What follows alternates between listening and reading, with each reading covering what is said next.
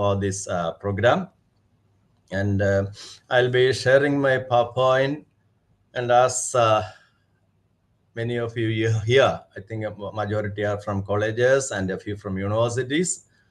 Yeah, same background. I also in my education field. I was teaching in the college for a long period of time, and all my research projects were from the college. So yeah, that's what happened. And then the practical difficulties of implementing it and all. Then another thing, I was part of the an autonomous college when they started their autonomous initiatives, and then with the autonomous, how far the college by work could go. Also, I was a part of it, and that was the first college to get a plus plus at national level, and all when the rating came.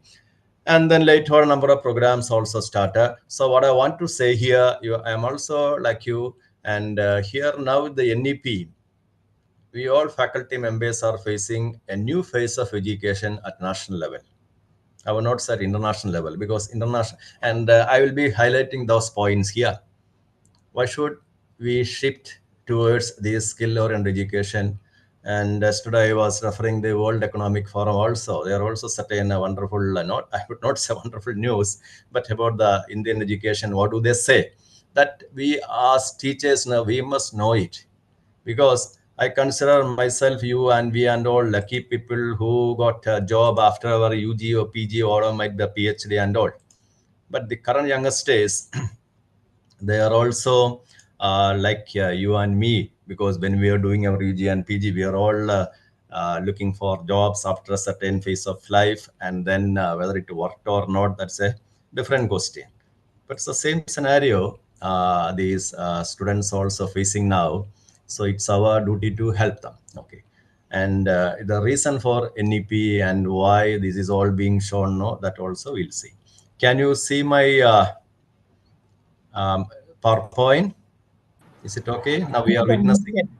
Yes. Fine, fine. And when you have some doubts to ask me, that you can put us a message, okay? Or you can interrupt me occasionally, and if you feel that's necessary. And one moment, I have another session.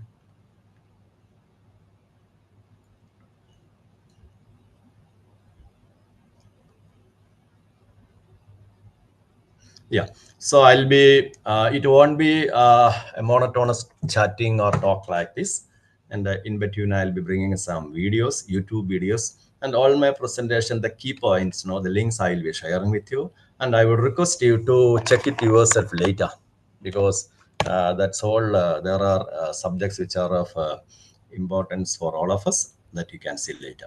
So the first slide goes like this, that's okay. And then I'll start with my first slide. This Franklin Roosevelt, 1940, what he said to University of Pennsylvania faculty members or the students when he was attending a meeting there. That's of quite interesting, because what he, one moment. The problem now, I'm more familiar with this Google Meet than this one. Okay, now it's fine. Okay.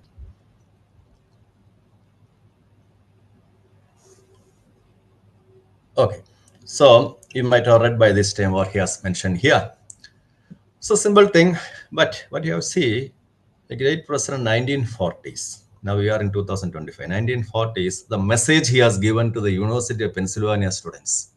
We cannot build a future for it, but we can build our youth for the future. So we can give the training for the future. And you know where America went after the World War I and II and all 1940. Why? Because they have great leaders, and this person, this Franklin Roosevelt, you might have seen in the movie Oppenheimer also, for the way he treated that great scientist as another thing. But they were all visionaries. Yeah, Harvard University degree. Yeah, and then he was Berkeley, Columbia University degree, like that. But he emphasizes that we have to provide skills and knowledge and resilience, adaptability capacity, because now we are in the utter shambles again now with the arrival of AI, especially for many youngsters who are selected many different fields, and they do not know what will be the future like. Okay, so that is the scenario.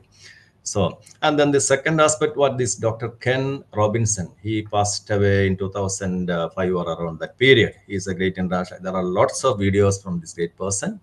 What he said about education in general, if you don't change, if you don't adapt to the needs of modern learners, that the students, they will find alternatives. Yeah, that's a strong message. Why I'm saying that, as I said, I was in the principal of the same college, and during the COVID period, my students, they were all exploring, and they all became expert after the COVID, various international sites, and then even other way earlier also, they started going abroad in national institutes, and they're looking for always opportunities. And now what happened, they have understood with the COVID and all, there are what are the courses available, online courses, and what are the options. So they have become very smarter. We say tech savvy, and they find a way out. Okay. So the message for us, we have to see some change we have to make. And then I'll take you to the next slide. This is about, no need to read the whole thing, like I'll share the slide later. This is about the OECD. So what you see in this global map, there are OECD countries in the deep blue color. There are 38 countries from this region world over. Organization for Economic Cooperation, that is what OECD, Organization for Economic Cooperation and Development. And they have a global perspective. And their aim is economic growth, employment, education, all those things. So, well-being of the society. And the third one is education. And what they said about education, in 2015, they have a project called, you see that, these 38 developed countries, they have a plan. They started in 2015. What will be the future of education skills in 2030? Now we are in 2025. We are thinking about the next decade and all. But this is how we, and I would say the developed countries differ. That we'll see later. Okay. But the questions he raised is very interesting. They are raised. I think I would better read it. How can we prepare students for jobs not created? So by 2015, they are thinking by 2013, what kind of jobs are going to be there? Then society challenges. We cannot imagine what may happen. Yeah, it may be like we see number of youngsters coming down, or they falling off their birth rate, all those things. Anyway, then technologies that have not been invented. How correct they were. See, this is the period before COVID, 2020. Then thereafter, even the Zoom meeting, all this is possible now because of the COVID, I would say. Earlier there were, but now it has become so popular, so cheap. No, now I am talking from here in Calicut to you, all of you, and you are in different part of the country. Technological advancement. So now online courses, Coursera, all these courses. Earlier, no, even if you're telling them or online courses were there, people were not willing to what we call go for it and all. Now it has become, everybody knows it. Soyam, MOOC, so on. So that's what I say, the technological advancement. So these all, we could never imagine those days. Okay. The next question, what about the AI? There is a total disruption of education that is going to happen. Wait and see. Okay. So that's what they say. How can we prepare? How can we prepare? Okay. The next one, how can we in the interconnected world? Why interconnected? Now the students from any part of the country, our country, going abroad, they will be working with 3-4 Pakistanis there. And what perspective you are in a Canadian company, you are working in a college, sorry, you are in a computer firm, and the person with whom you have to share is a Pakistani. What you can do? The perspective, worldview, we have to differ. And there will be Chinese, Vietnam, Cambodia, African, all the people are there. So interact respectably with others, otherwise we'll be in trouble, deep trouble.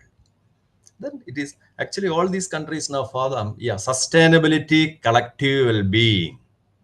And you see that, yeah, they shifted the focus to education 2000, to transition to education 2014. Now that is what it is known as.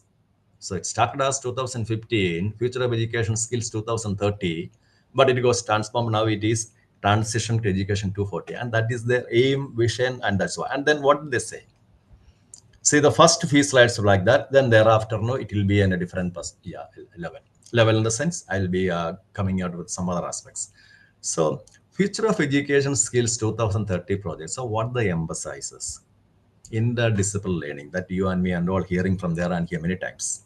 Project-based approaches. Project, not theoretical learning. Project, internship. It is a project. Research project. Apprenticeship. There are also students are getting exposure. Okay, digital literacy, you know that many of, unfortunately, Now the digital infrastructure is what UGC is asking for all of us to go for. But you will tell me, sir, no, your institution, unless they decide it, what you can do. Am I right? Because the institution should give you the funds. Whether it is a university or college or whatever might be the economy of the state, the institution has to find funds. Without funds, no, what you can do. So here the digital literacy. So digital infrastructure is very important. Then societal emotional changing that will come. So these are the future ready curricula. These are the major points required. Okay. So under the heading comes the first one, interdisciplinary learning. The problem with all of us, or vast majority of us, we all for the past 30, 40 years, we have been in following a different pattern, traditional pattern, department-wise culture. Mathematics department, computer department, no computer was days, okay, zoology department, botany department, all those things, stop it. Break down traditional stuff. Okay, zoology student can study computer science, he can study physics paper if he needs a paper, and that is the way. So for example, here you can see, integrate themes like sustainability, ethics, technology. That's what matters. If a physics student has to study biology, let him. History, geography, it becomes necessary sometimes to work in Himalayas. A geography of Himalaya he has studied. If that is what his interest is, let him. And that's what interdisciplinary learning. So this department culture has to go. But we are all deep root in our mind. We are that way. Then project-based experience learning, already said, real world problem. No point giving hypothetical questions alone. Real world situations. Internships and field work, and that should be simulations also when necessary. It will be addressing the real world. Now we can say renewable energy, the solar panels or something like that. I'll be highlighting more about hydrogen energy, solar energy, because that is where the future lies now. Okay, they're going to be in demand. Okay, then digital literacy, that I am not stressing again. Technology integration. Okay, so students have to study coding, data analysis, AI. And there comes our picture also. As a teacher also, we all have to, those who want to be in this field, we have to get this particular skill. What skill? And that comes under the category reskilling. If you do not know AI, we have to. We must understand what exactly is AI. How can you do that? You have to join some courses, maybe online courses, or maybe some refresher courses, or it might be that. So, and then you can think about what you can do in your subject with the AI tools you have seen. That is the way. And then personalized learning path. This is a core point. See, you have 30, 40 students in your class. And this first 10 will be grasping everything within a short period of time. What would the remaining 30? Different levels. But you cannot go and talk to each person. But with now the technology and all, adaptive learning platforms are there. And actually the AI tools like this Copilot or ChatGPT, they all do the same thing only. Now students have the option of, they can ask the question. Yeah, if I do not even know the basic, I can repeatedly ask them, and they will automatically detect, no, I don't know the subject, and they will make it so simple for me. But a teacher beyond the level, it cannot do that. But now the now what's happened, the testing methods based on individual student needs, individual student, that is possible, and there will be personalized learning paths it is possible, and there are platforms that we have to follow. And next one is the social emotional learning. It's a broad term. Empathy, resilience, teamwork, and all. See, earlier, no, yeah, your term or my term, I do my degree, I get first rank, second rank, third rank, whatever might be that, PG, same thing. Then after that, I get a job. And then we think, but now what happened from the schools or college itself? No, we have to go for the teamwork. There may be projects and all. So the projects, you will have to give a project, means degree project. 3-4 students will be sharing the same project, and they know how to work in as a team. And then they embody what is happening. There may be in the group, some are not good in the language, or some are not good in the computer aspect, or economically. All these things together, you should know how to cope up with all this. That's what we call us. So it matters a lot. When the people after their employments or education, they work in the industry, there also there's the social emotional learning, it has become important. And that is what, when we are exploring the students to all this social emotional learning by involving them in teamwork, group activities, they learn the basics. Okay. So in isolation, it not. Then the global cultural awareness. That's what just now I said. Now we are in trouble with Pakistan. Agreed. We may or may not like China, but in the coming slides, you have to admire China. That is coming up. Other countries also, and we have to. That cultural awareness is there. Perspectives and issues. As per the according with yeah, we have to be careful about that. And students also, they should not be biased, because okay, then another aspect, language learning after degree, PG, after reaching Germany, you'll start learning the German language, not easy. Now the Canadian people, Canadian government, they are saying there are people with French learning, their priorities are there. It takes 3-4 years to become fluent in French.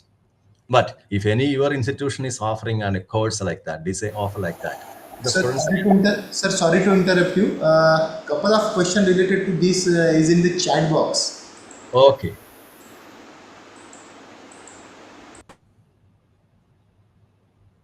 That I will come to. Yeah, my camera, that's fine. Okay. Majority of courses are semester based and the content of syllabus is not properly decided. See, that all we see later because I'm coming there. The problem here, in an autonomous college, whereas in autonomous colleges, they are fortunate. The department, you decide what to do, what kind of courses to be done, like, okay. And whether it is semester based or no, you can quantity as a continuation, like content of the syllabus, not properly. That's your board of studies decides. I am the, say, I tell you why, because I am the PG board of Chama here. And when the syllabus comes to me, I can say this particular thing. But actually, it has to come from the board. Actually, who is the board? If you are an autonomous college, that is decided by the department itself. Okay, and you can join with the 2-3 departments or whatever you want. They have freedom. But in the university, yeah, other colleges, non-autonomous college, the problem, it is all decided by a set of teachers, and that board members are not you, and you have to give them the direction. And by being mute spectator, or simply saying, yeah, we will teach whatever is coming to us, that will not help. Now the NEP needs such change. Okay, that is the option.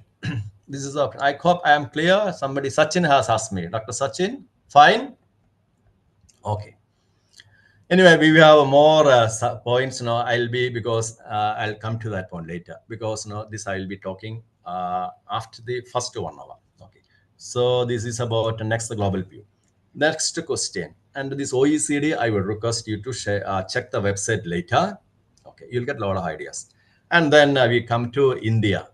This all we are hearing. Yeah, any no other. Okay, so I have 2 questions only I saw, and that's fine. I'll answer later also. Okay.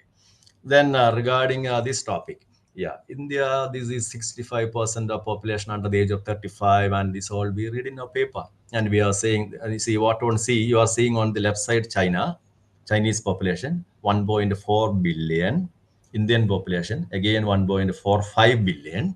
Yes, and the advantage we are saying, you can see in the this is a pyramid, and here the base is larger. This is all younger states. These are age class. Each bar represent age class: 0 to 5, 5 to 10, 10 to 15, 15 to 20, 20 to 25, 30, 35, like that. So these people, you can see the percentage of people here: 4%, 4%, 4%, like that. But whereas now you can see the people in the 0 to 5, it is just 2% of the China.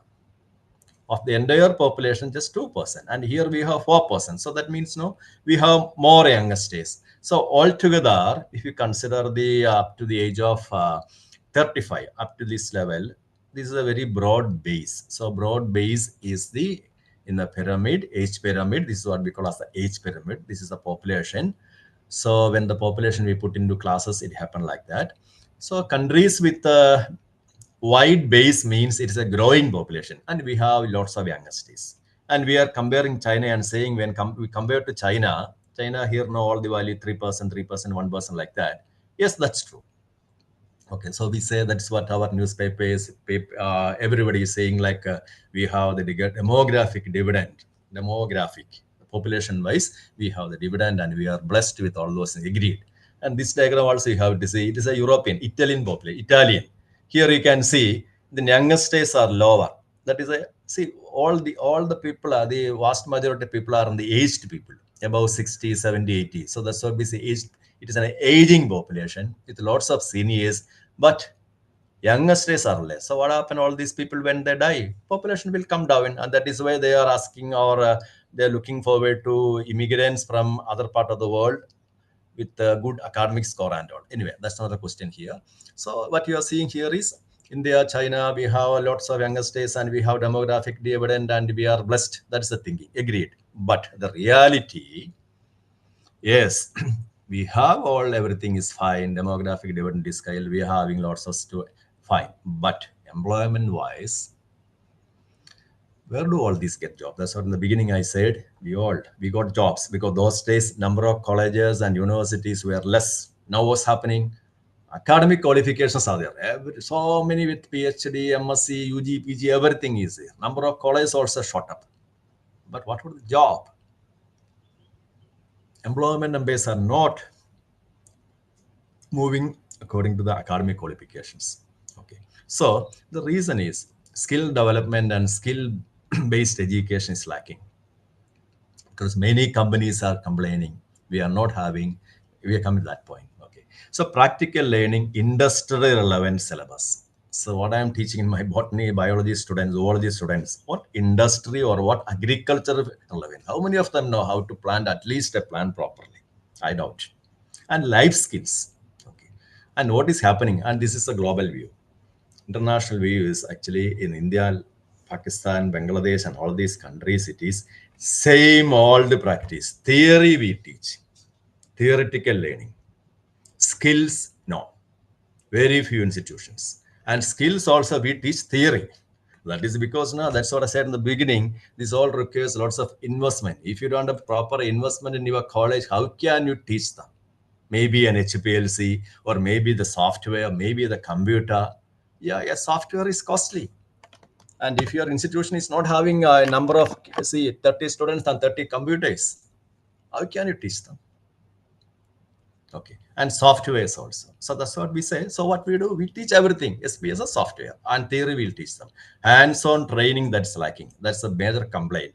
And this I am saying, highlighting it because many of my students, many of my personal students during my last 10 years of study, many of them, they got into international universities and all. They come back and tell me, sir, we are lost there.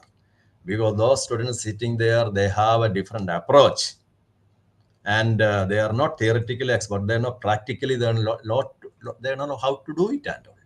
And our attitude is different. Okay. And we come to the next part. This is World Economic Forum Jobs Report 2025. Link I will share you later. This is April 17, 2025. Future of jobs in India. Employers seek tech talent. And that's about the digital thing. Even otherwise also, Indian companies are facing this problem. That is, they are lacking skill-based youngsters are not getting. So now they have, many of them taken the policy, we don't declare the degree. I know it because here in my college also, remember many of these software companies, when they come for the students, they take all biology, botany, economics, all students for the computer. Then we used to ask them, how you are taking, sir? Now we look forward to +2 graduates and basics of degree, that's all. The remaining part, with 1 month, we will teach them in our software institute, and we know what kind of, we know the skills to required for our industry. That simply means they need students, that's all, good students. So further come to a college, that's all. So here the message here, after +2, that's enough. That's what the Indian companies start thinking now. Skill-based hiring, by removing degree requirement. And if that happens, where we will be going?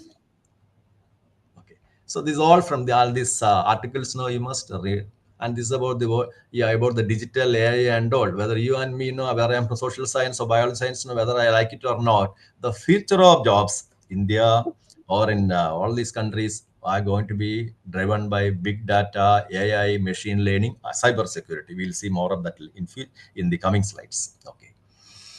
So this is also another statement from the World Economic Forum. Opening survey. India falls behind when it comes to the ease of finding skilled employees in the local labor market. And this is where China scores. We'll see that later. Okay. So now we come to, so the, as I was telling, for the past 30, 40 years now, your teachers, they have taught, they studied and taught in a peculiar way. And the same thing we are also trying to give to our students. That will not work out. Why? And here comes the next one. Industrial revolutions are there. Industrial revolutions. And here you are saying industrial revolution, we'll see, just glance over it. What is this industrial revolution? Each revolution. So what happened? So first industrial revolution, steam engine discovery. Steam engine. Remember the time of steam engines? This image of steam, coal-based. So these were discovered during this period, 1765. That transformed societies, economies. High, because of the steam engine, a lot of new factories came up. So till then, people were depending mostly on animal power. No big factories and no big movements also possible. And for that to understand, sorry.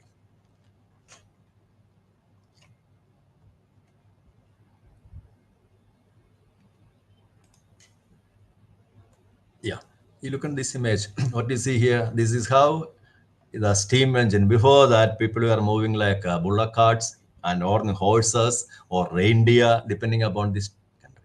And here, what you are seeing, this is how coconut oil is being extracted. The government website, coconut oil, with the help of an animal, and ox moving around, and here you can see oil coming out. This was the technology. Okay, so steam displaced all this. So industrial revolution, and so this is what happened. So with the arrival of steam powered machines, industries came. Okay, some textile mills and trains and all, and it required large unskilled workforce. Anyone can work in a factory like this. Okay, so and also with the arrival of this kind of steam engines, what happened? Transportation. People could move from Madras to Calcutta or anywhere. Okay, so earlier that was not possible. Then efficiency, new industry, agree said, shifting population. That's also another thing. When big industries, wherever it came, Manchester, for example, or in Calcutta, for example, or from Chennai. Okay, so towards that region, workers from rural areas, long distance, they could move. And who moved from the rural areas? Those without land, they moved. Unskilled workforce and economic transition. So this is the industrial revolution one. Okay. So the key point, remember, that's what the title says, industrial revolution always brings technological advancements. Each revolution transformed industry, economy, society. That is that we need to underline all this. And the second word, 1870, 1940, 1930, 40, and all, we can say second industrial revolution. Arrival of electricity, steam engine was replaced by electric power, electricity. So what happened with more and more bigger industries, assembly lines? And to understand what is assembly line, you just look at this diagram. Factories before, earlier they were using steam, water power. Now what happened? Industries, and there again unskilled workforce more in number. And to understand that aspect, I will take you to one video. You can see that this is Charlie Chaplin factory scene, modern times, 1936. This movie, if it was taken modern times, it represents what happens in the country at that time of the period. And I'll take you to one video. Just have a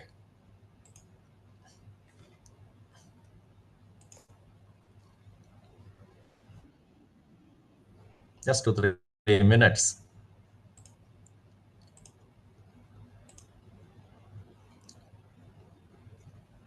Now I have to stop this one. I'll take another window. Microsoft, Charlie Chaplin. Yeah.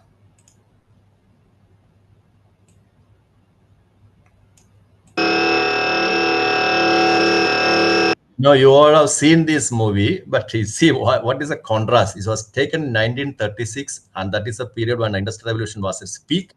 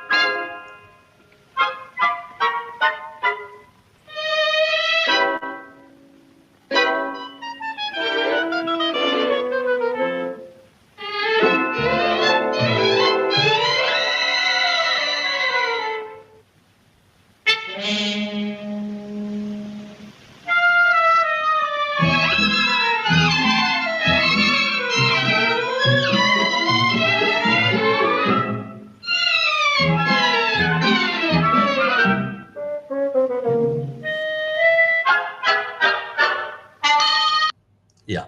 So this one here I stop, and we come back to our video. So what I want to show you here, how was the scenario? Because that is a social picture of this period when this industrial revolution happened. So yeah, how it transformed, and then what people were doing was attitude. So here all know unskilled workforce. So Charlie Chaplin is an unskilled workforce fellow only, and he becomes crazy because doing the same kind of job again and again. That's what the movie says. Okay, but yeah, then this is another scenario. The factories and companies, and remember you are living in a period like this, so Manchester or in Germany, wherever might be that, all these places, a lot of factories came up like this. So suddenly from agriculture to people moved, so unskilled workforce, same job from morning to evening they were doing. And then third industrial revolution, and what you see here, the third industrial revolution, we were also to certain extent, little bit of, we are also part of this third industrial revolution. Though it is 1950 2000, we are all from 1990 190, sorry, 1990s onwards, we are seeing digital auto and automation arrival of computers and automation, electronics also. Okay. So here what happened, manufacturing became more efficient. Arrival of computers and robots. So what happened, 95, 90s and all. Yeah, when these computers came, it was a great, big, yeah, tough time for many of the elderly workers. Especially, I remember the case of bank managers who are struggling. Those who are in the age of 55, 60, about to retire. Internet banking, it became big trouble for them. Internet banking and all. And anyway, so the point here, computers control a lot of things. And one another example is automation, robotics in the global market. So what happened? Workforce, to work in such an environment, to imagine a person without digital technology, computer basics, not in the bank, what may happen? Or in the railway, what may happen? So yeah, workforce to adapt by learning new skills to operate, and that became necessary. And that is what happened. Okay, and to understand that, I'll take you another 6 years ago. How was in the BMW factory? We just see it. Let's have a look.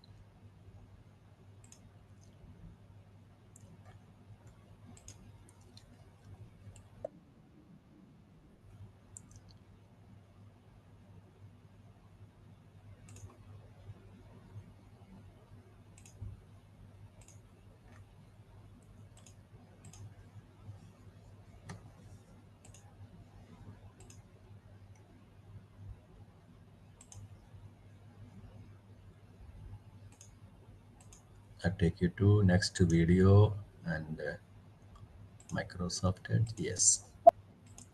Yeah, that was some 6 years ago.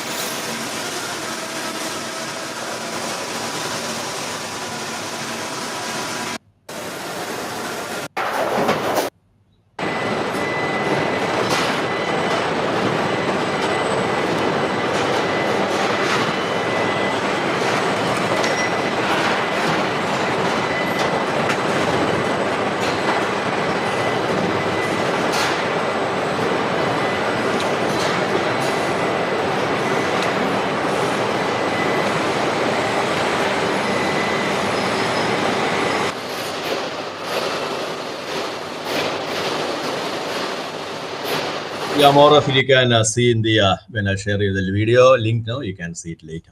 So the key point I want to bring here again, as I said,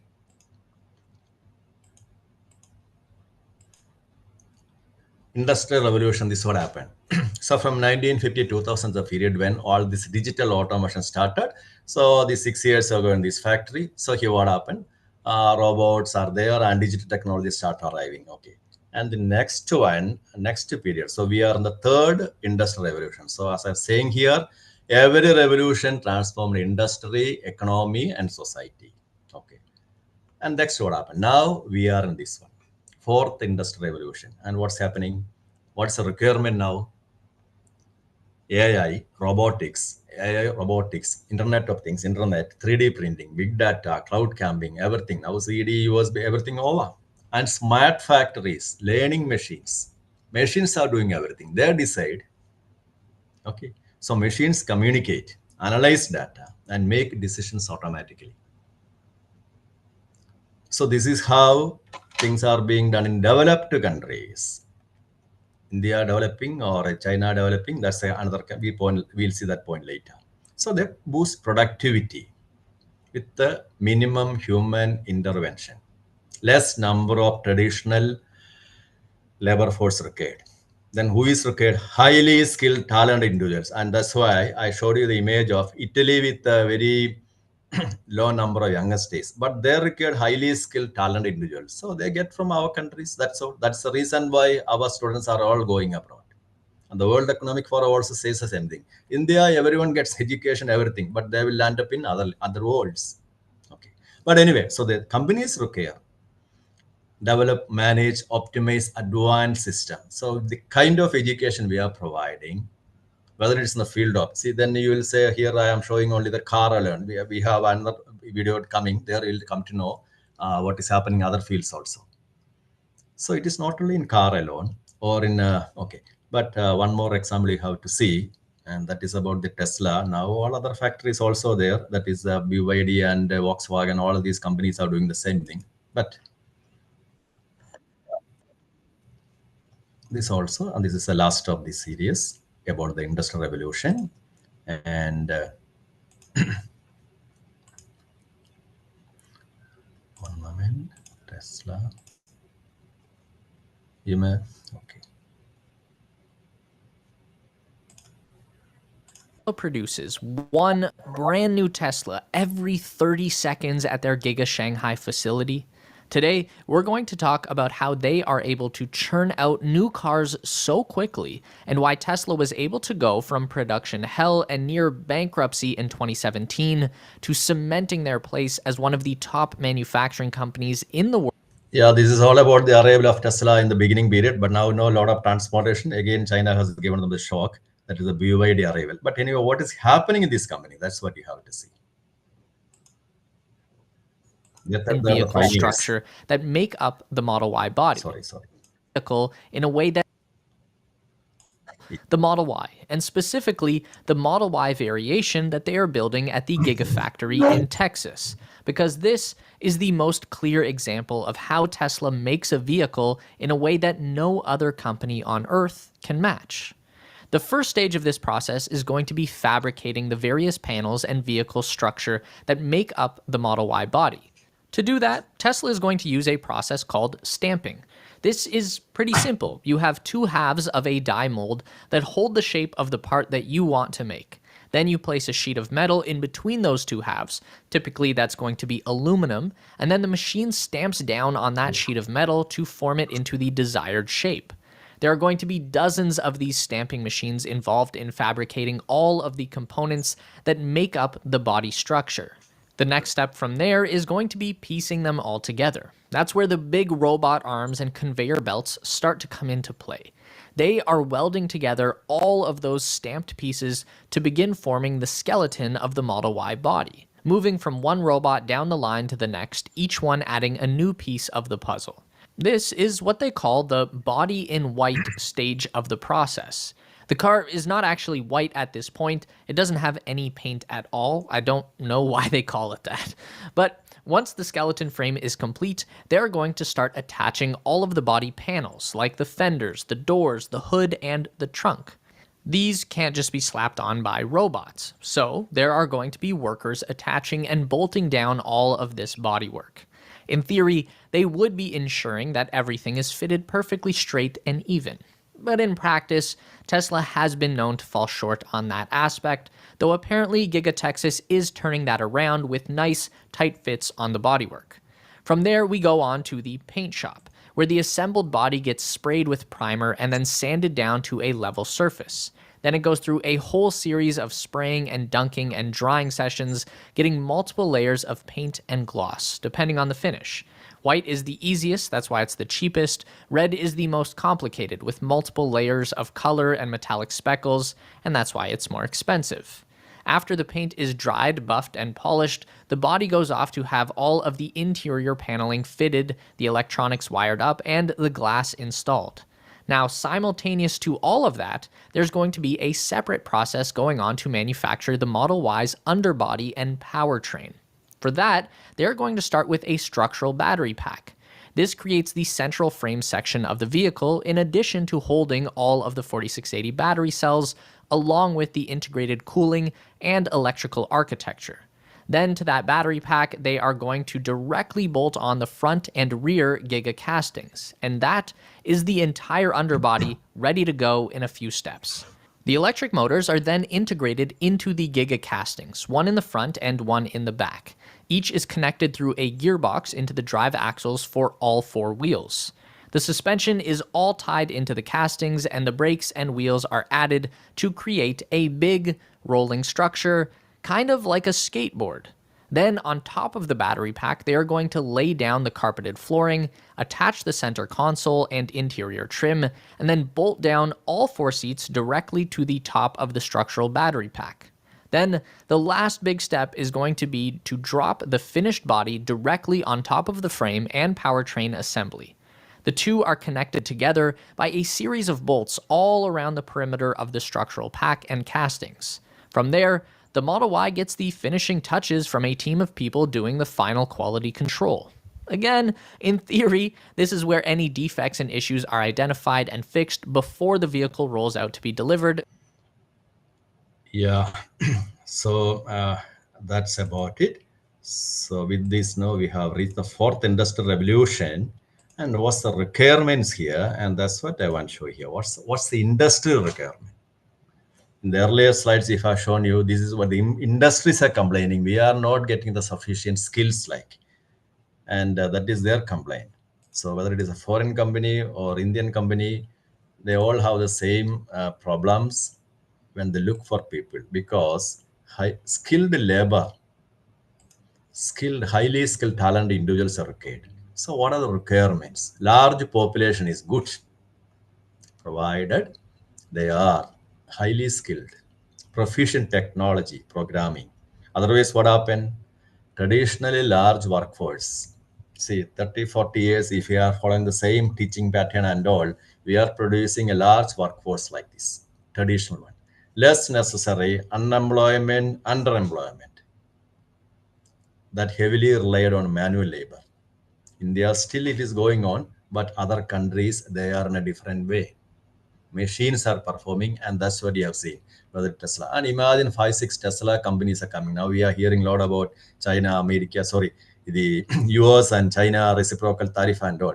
But if all the European and American companies come to India because of the young population here, and what training they have, and what skills, and that's why, yeah, government definitely knows it very well. World Economic Forum and it is all seen by our think tanks also, politicians, ministries, and everywhere. So they know that what's happening in the country, and they know the requirement. So it is required. Adaptation and training, investing in education, vocational training, and technology-related fields are necessary. Workforce to meet the demands of industry for adaptation training, and that is what we have to do. Okay. So what is the economic impact? If countries are not changing, what happened? And that will come to that later. And this is from two websites, one from the Frontline, the Hindu, and they have a magazine, series magazine like India Today, but not so popular, Frontline. Editor's notice here: India wasting demographic dividend. And then there are others also. Why so many Indian tech graduates, they're talking about engineering graduates, unemployable? Same thing, theory they are learning. So many private engineering colleges are there, so many colleges are there.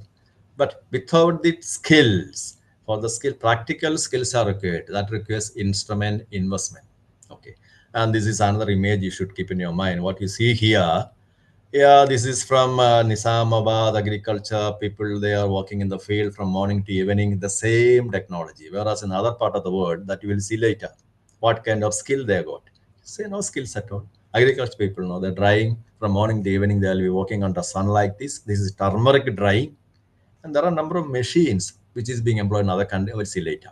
Okay. So the message here, these young parents, sorry, these youngest days, sorry, not youngest days, these parents now, their children, do you think who are studying in your and mine college, they will go back and work like this? Because this is because of cheap labor. That is because that's why Indian industry is like this. That is what this article from one IIT professor, he has written very clearly. Indian industry not looking for innovation. And if you ask me where to go for skilled labor, in your area also there are a number of industries are there. If they are not looking for giving opportunity for new skills, what we can do? And that's a question. Okay. Anyway, so that's the first part. Then we come to the next one. This is also same thing. GDP.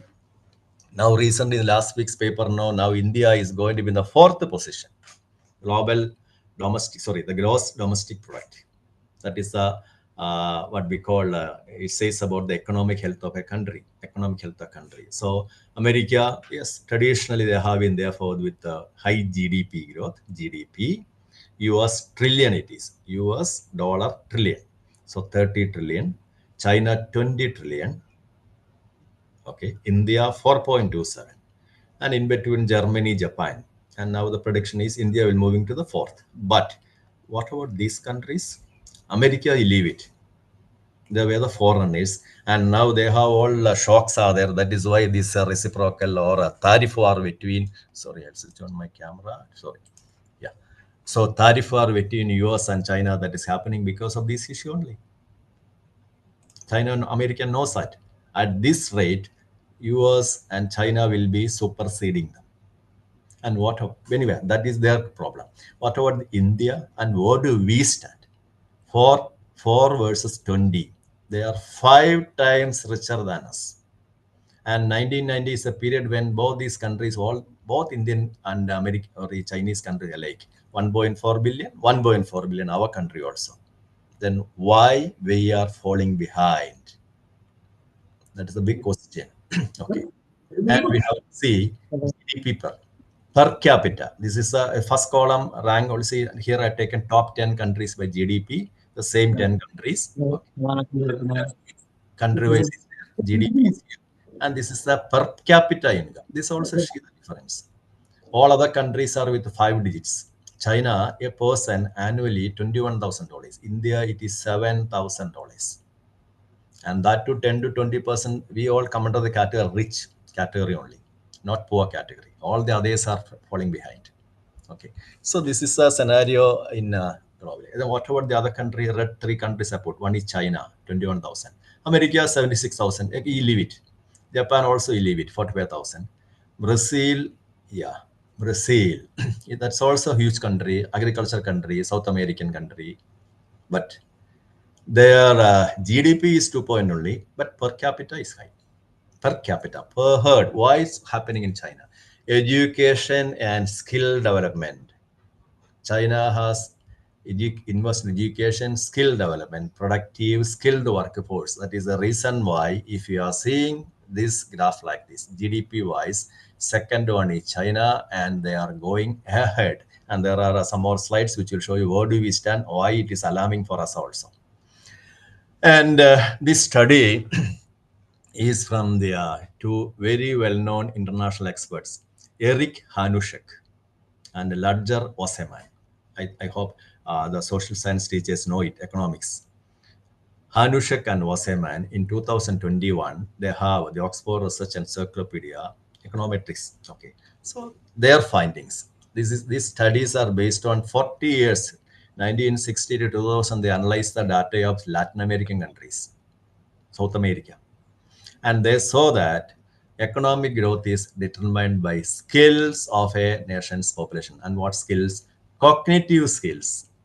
75% GDP per capita growth. If a country is with low GDP, that simply means we are with cognitive skill low. These countries are with high cognitive skills. And don't compare with Japan, Germany, and all. They're all tiny, small countries. Small countries. India is a huge country, huge population, but our GDP, if it is low, okay. So this is the same thing. So cognitive skills are population. And what is, and who is this Hanushek and all? You refer later websites and we can see that he is a Stanford University professor, winner of many awards. Oseman also. He is also Gustav Salper and a number of awards, very well-known international experts. And this Hershey. And what is the, and their concept is known as a knowledge capital concept. Each country is having cognitive skill. If the population is quite good, they have a knowledge capital, skilled population. Okay, so that is a fundamental driver of economic growth. So when we are seeing India agriculture, everything fine. There are other countries also going ahead with agriculture. So agriculture is not the thing. The technological, the knowledge, know how to make use of the best opportunities. That we'll see later. And we come to the cognitive skill. Actually, what is this cognitive skill? Education people, faculty members in education know it very well. Maybe others also, you might have attended OB. So it's a simple thing. Cognitive skills are the ability of our brain to use, think, learn, and remember. Capacity of our ability to think, learn, and remember. And it is important for learning. When we are teach, no, if your students having thinking capacity, learning capacity, remembering capacity, that's all. Okay. And what is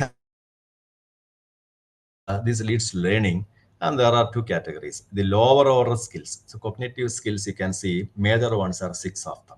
The lower order skills are there. The higher order thinking skills are there. So what are the lower order thinking skills? Lower order thinking skills starts with remembering. When you teach something, they're remembering or not. Understanding. When we teach, this happens. Applying. And we are teaching something and they're applying. For example, English grammar. Our students will apply it. So that's all lower order thinking skills they got. So by teaching, they get it. Okay. Then the higher order thinking skills from teaching also our students are getting or not. Analyzing capacity. Evaluating capacity, creativity capacity. To understand that now, once again, you see the lower order thinking cognitive skills are remembering, that is memorizing. Okay.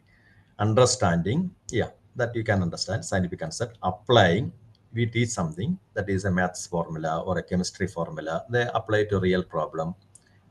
Grammar in languages, that's all applying. So these are the lower order. Higher order is the core point. Our students, whether they are getting analyzing capacity or not, independent analytical capacity, identifying the causes of an event. You give them the problem, whether they're able to identify it or not, analyze it. Okay. Evaluating capacity. Learners, students make judgments based on checking and critiquing themselves. Example, no, you give to them a reading material or a book for a review. How many of our students are able to do independent review? Or a newspaper article. Today's any newspaper editorial, you give to them, ask them to write, evaluate it, and what kind of evaluation they will make. Okay, and the last one, highest level of cognitive skill is creativity. Creativity. So, from what they learn, whether they're able to invent, create something, and create means not a machine. It can be composing music, writing a novel, experiment, writing a research paper. How many of our students have this skill? And do they get it? Okay. Or no, writing something economic model to analyze the climate change on global market. If the temperature goes up like this, if the temperature shoots up, what may happen? Whether they can predict or not. Or it can be creating a solar panel or machine or a new chemical, anything like that. Okay. So this is what we call as the higher order thinking. Why is this all important? So education, skill, economic development interlinked. Skill is there, education, and with the education also new inventions happen, and that will to the economic development, how it helps. And that's what the knowledge concept of Hanushek and Wasserman said. And here we are seeing the cognitive skills, what are they? So our education, we focus on the lower order thinking skills, and this has to go, and it has to shift towards higher order thinking skills. And why it's important?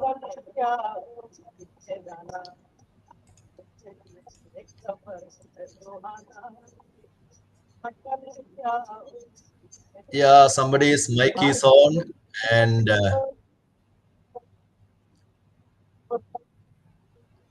mute it.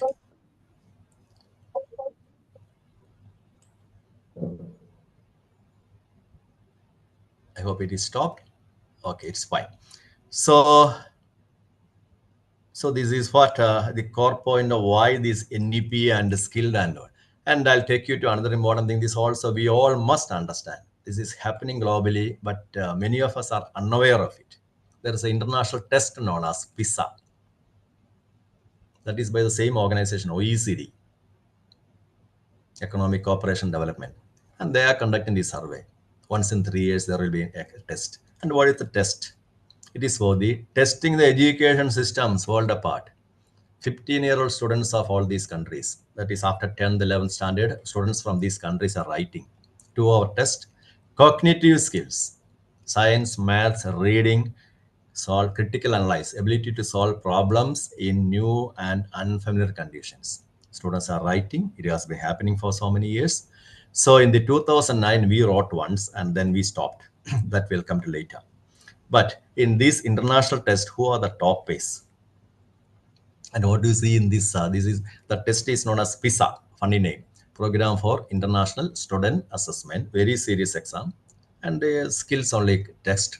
And what you see here, this is from the Wikipedia article. I will request you to, I'll give you the link, refer this article. What is happening? Why this test is happening? So you can see Canada, America, they are all, that is understandable. Okay, but in Asian region, this is Asia. Here a few countries are in the top rank, and they are the top is not even America or the European countries. Even Germany was for a shock.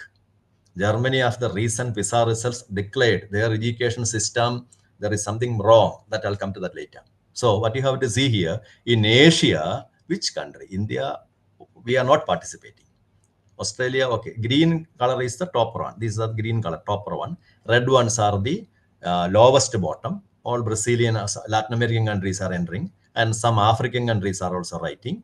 We are not writing. And here you have all the other, some Southeast, Malaysia, Indonesia, such countries are there. Vietnam, and they are also writing. We are not writing. Anyway, so the rank wise, what happened? This is a situation. Top 10 countries, and this should be the, you should carefully see this part.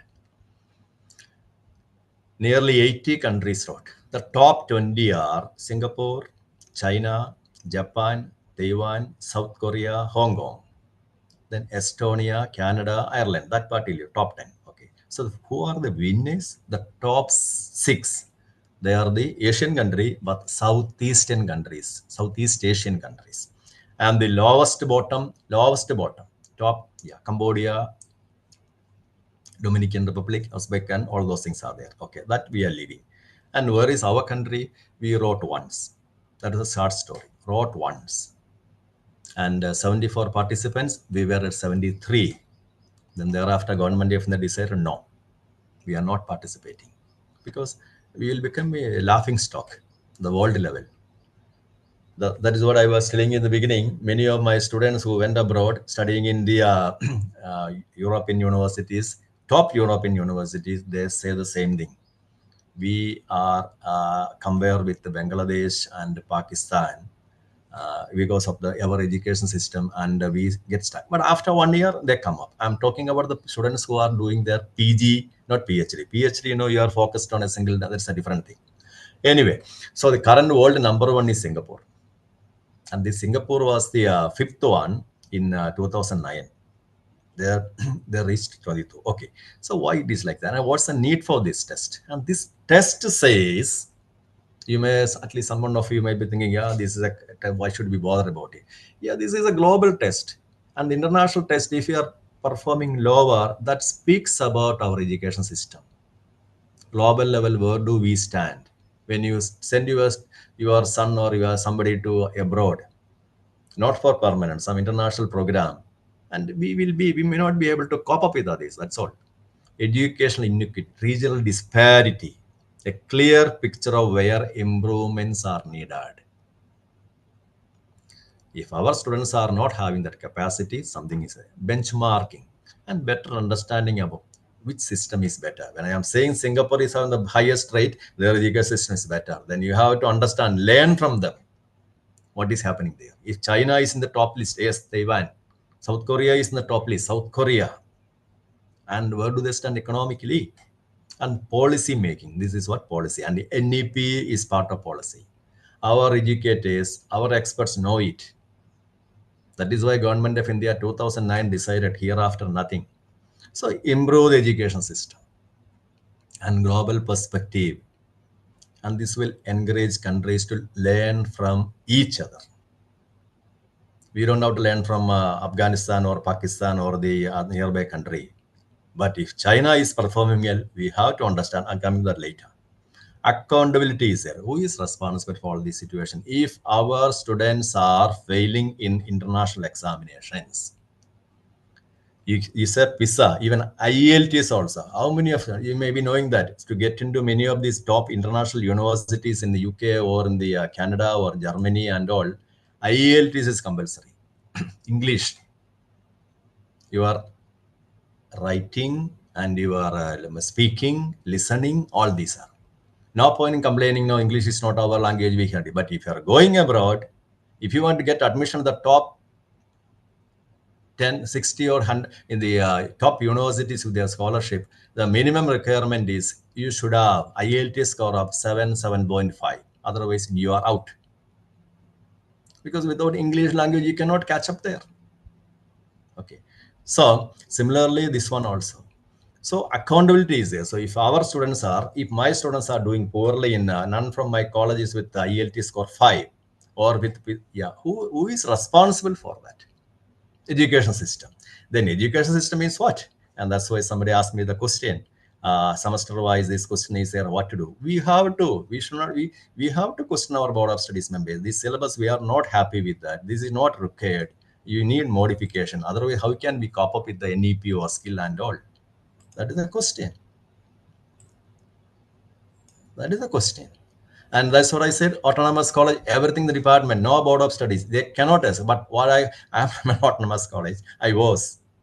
And fortunately, I studied in Madras, Kerala when it was autonomous college during 1980s onwards. And there the teachers decide what to be taught. Credit system they brought in there. And similarly here also, based on what is needed in your area, local industry. If agricultural area, yes, go for it. If you're a tourist belt, go for a core skill. Or if you're in a rare region where Tesla is giving one Tesla and Ford like Madras, there are so many companies. Pune, there are so many car companies are there. So definitely they require people, or otherwise no, yeah, skills. So what skills are required? So this is a question. So this is where we are coming to, like, so what is PISA? As PISA, it is interesting. And I read in the Wikipedia, Germany was shocked to see they were not on the top list. Yes, they are not in the top 20. And the government declared, yeah, you know where Germany stands. Industry giant, all these BMW, Benz, or, sorry, not BMW, Benz and all these Volkswagen, all are coming from that country, Bosch, everything. And they said their education system, there is something wrong. If you are below all these countries, that's what. Okay. So we take it in the right spirit. So that's about the PISA. And there are other tests also, teams that I'm just skipping because lack of time. You can, I'll give the slides later. Another test, namely mathematics and science study, very well reputed international test done by the Boston College, USA. They are also same thing. We are nowhere. And the top performers are, and that is what? East Asian. So don't say Asian, East Asian. Who are the East Asian? Singapore, Taiwan, Korea, South Korea, not North Korea, Japan, Hong Kong. They are constantly at the top in teams assessment. Their students are performing well. And we are all with Morocco, Indonesia, Hungary, Argentina, Bangladesh, Pakistan. Fine. So this is all about, and this is the international average 500, international average. And we are with 478. Chinese Taipei with 598. South Korea with 600, 598. That's all. Okay. Russia is also not bad. If you are hearing about all the Russian armory, Russian findings, 565. That's it. Okay. Again, shall I continue? Any questions, anything like that? Okay, questions you can post it and I'll glance it and then I'll give you answer. Because my session, as I said you, maybe I go like this. So I'll bring you why this NEP and why this skill development and why should we change, and if you do not change, what may happen. International universities are there, international collaborations will come, and our survival is also maybe little risky. Okay, so we go to the next part. And you may say I was talking only about agriculture, sorry, industry, car, AI, and all. And what you see in this one, you can see America is the global agriculture product. Also, America is number one. Agreed. 2020 data. Okay. But who is after the second one? A small country named Netherlands. Brazil, Germany, China, they're all large countries. This Netherlands is just 1 by 220 of the size of the America. Small country. And they are the number one. Number two, agriculture export. And Netherlands, it is a country known for their technological advancement. Philips, Holland, Philips, that's what it is not as Holland. Netherlands is Holland, Dutch, Holland, everything.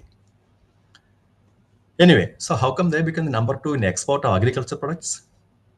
And most interestingly, they are using just 1% of their agriculture land. Second largest agriculture export in the world after the America, using 0.5% of the farmland. You think about the country. That is because of skills they have in vertical floor farming, and then precision agriculture, and LED like even. I'll show you one video and we'll come to know. And before that, you read this article also. Sorry, this slide about tomato. And just cited one example like tomato.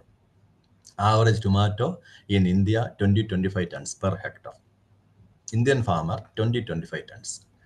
In the Netherlands, 50-75 in the open field. You leave that. They are not doing open now. They are all doing in the greenhouses. And greenhouses, 200-250 tons per hectare. High-tech greenhouses, more than that, 250 to 600 tons per hectare.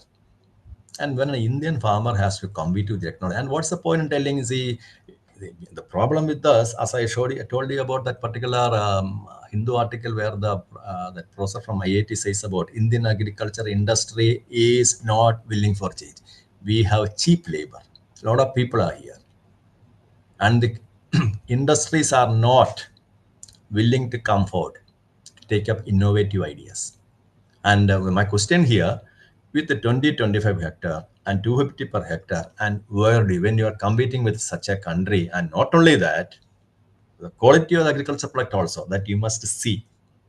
Okay, you see the video. Okay.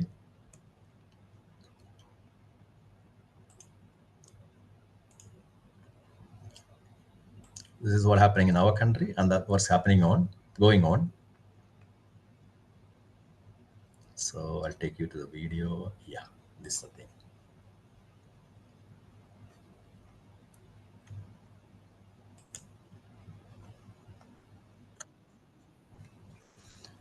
One moment, I'll have to share it. After this video, yeah, now it is 21. Okay, 321. This is about the bell pepper. Bell pepper is the capsicum. Okay. So what you see in this image is the greenhouse. And there are nearly 4,000 greenhouse farm like this in that country. 1.5 lakhs are working. And while watching the video, what you have to see, who are working there? Number one. Number two, remember, this is all inside a building. So no pesticide, no pestes. Remember what you and me are eating? No pestes, no pesticides. And the people who are working, that already I mentioned. And then the kind of condition where they're working, it just take it as air conditioned buildings. And then all these roofs are topped with not glass, another material, glass like material. So sunlight can enter. And when and it can be, it is tiltable also.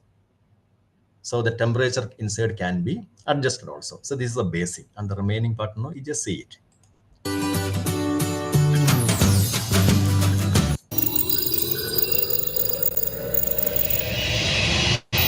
Welcome to All Farm.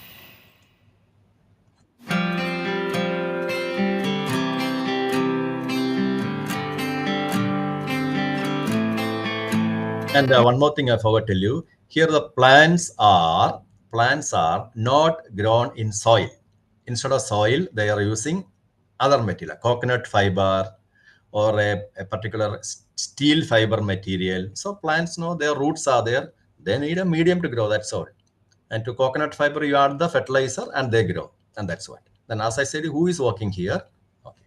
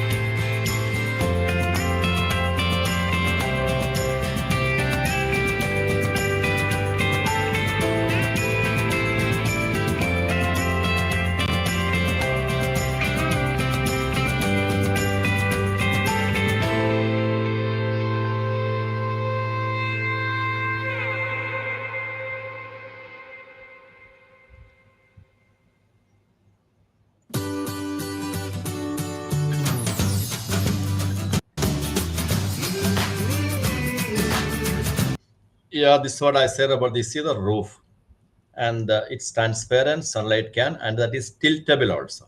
So when NISA as per, and remember it's a European country, climate is not like ours.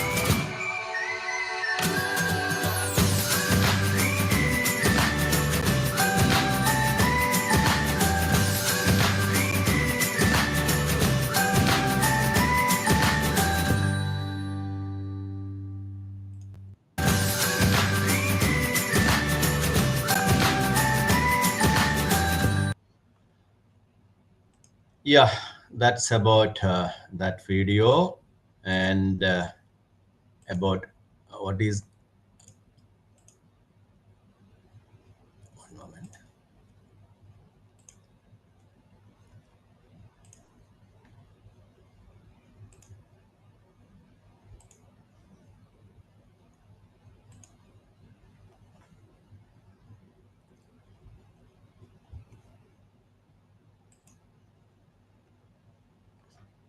One moment, I'm just coming back. Yeah.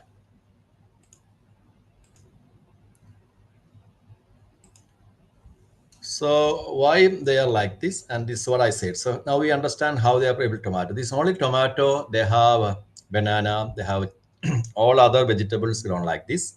And as I said, just 0.5%, less than 1% of the family in the entire country. And the size wise is 1 by 200 of USA. And what is the skill and technology from where do they got? And there are other places also. Not only, you see, another neighbor country, namely Baku, that is in, sorry, not Baku, Azerbaijan. Azerbaijan, there also they have farms like this. And this is another image now where no LED light, LED light is used. This is for the vertical farming. And LED light is, so the instead of sunlight, plants can be grown like that. Okay, so this is from the website of Philips. So they are using how strawberries can be with the kind of all those things. No, that is the lighting and all, how you can grow like this. So these are the technology skill and people who have the skills. Okay, and this is about the greenhouse farming. And what is the green? This is what we have seen, and this is a micro small model. Okay, so here what happened? The plants are grown inside. Water usage less. Pesticide is nil. That's interesting thing. Okay, and transportation nothing at all. And employment wise, 4,000 greenhouses in that small country, 1.5 lakh workers, 80% is exported, euro 7.2 billion. You multiply with nearly 100. How much income the country? Okay, and how they are able to do that? Because they are using, I'll stop with this one. I'll stop this section, and after that you can take a break. Okay, high tech, not this slide, another one or two. How they are going with that? High tech greenhouses are there. There, as I said, they are using high nutrient solution. Plants are grown not in soil, in a water solution. So not soil is there. Substrates are substrates. What substrate? And that's about the hydroponic and our agriculture and about needs to teachers, and we all know what is hydroponic. But do we practice? That's a different thing. Substrate system, and that's the second part. So not all plants are in the hydroponic. They are grown in substrates, like instead of soil, coconut fiber, rock wool, or perlite. And what is this perlite and rock wool and coconut fiber? Okay. So what you see here, this is from the website of a company, Novagri company. Visit the website and they will show you what is hydroponics. And here you are seeing tomato grown inside, grown in a hydroponic system. Okay. And here you are saying the coconut fiber. Remember, it is a European company. They do not have coconut fiber. So from where do they got this technology and skill and all those things? So they're taking coconut fiber from India, not India, Mexico, Sri Lanka, not Sri Lanka also, mostly Mexico. And coconut fiber is used instead of the soil. Okay, so this is how. And here another one is rock wool is here. And the rock wool is actually from the volcano rock. Heat it and it becomes soft like coconut fiber. And it can be used instead of soil. Who invented it? From who taught them the skill? And perlite is another one. That is from the steel industry. Steel waste is there. But steel scrubber is there. And you think about it as a finer form of that steel scrubber. And that steel scrubber is used instead of soil. And what do we do? 71 years of that is 2024, and after our independence, and we are still with the technology, same technology. What technology? And this is where our farmers, whether they lack the skill or not, that is a different question. Where do we stand? And why is like that, and what we can do? You'll be asking what we go to do. Like, see, these are what I am suggesting. If our courses, our can reshape like that, because all these are from different international companies, countries, and they are ready for collaboration. And if you can tie up with this country and this kind of agricultural practices based on the need of your region. You see, if I am from a region where strawberries are there, think about that. And introducing all these, if it can be done in the college level, and our practicals, if we switch towards this kind of practicals, and all departments can contribute towards it, not a botany or zoology or economics department alone. That's based on the okay courses. If you offer, it will lead to transformation. And for that, as I said, as this professor has clearly said, Indian industry, we need the support. But for that, no, your local industry, and they need the support. Like, see, some courses are required and all that will come to the later. So I'm ending. Yeah, shall we break a break now? For the past nearly 90 minutes, you have been listening to me. Okay. Sorry, again, my camera off. Okay. We'll take a, yeah, what's the, yeah. Now it's 4:33. Okay. We will rejoin by 4:45. Fine. Yes, sir. Yes, sir. Okay. Yes. If you have any messages, no, whatever might be that you can put to me. But next section also will be interesting. What we got to do, that's what I'm going to say. So this is what happening at global level, and where do we stand, and we have to think about it. Okay, fine. Yes, sir. Yes, sir. Thank you.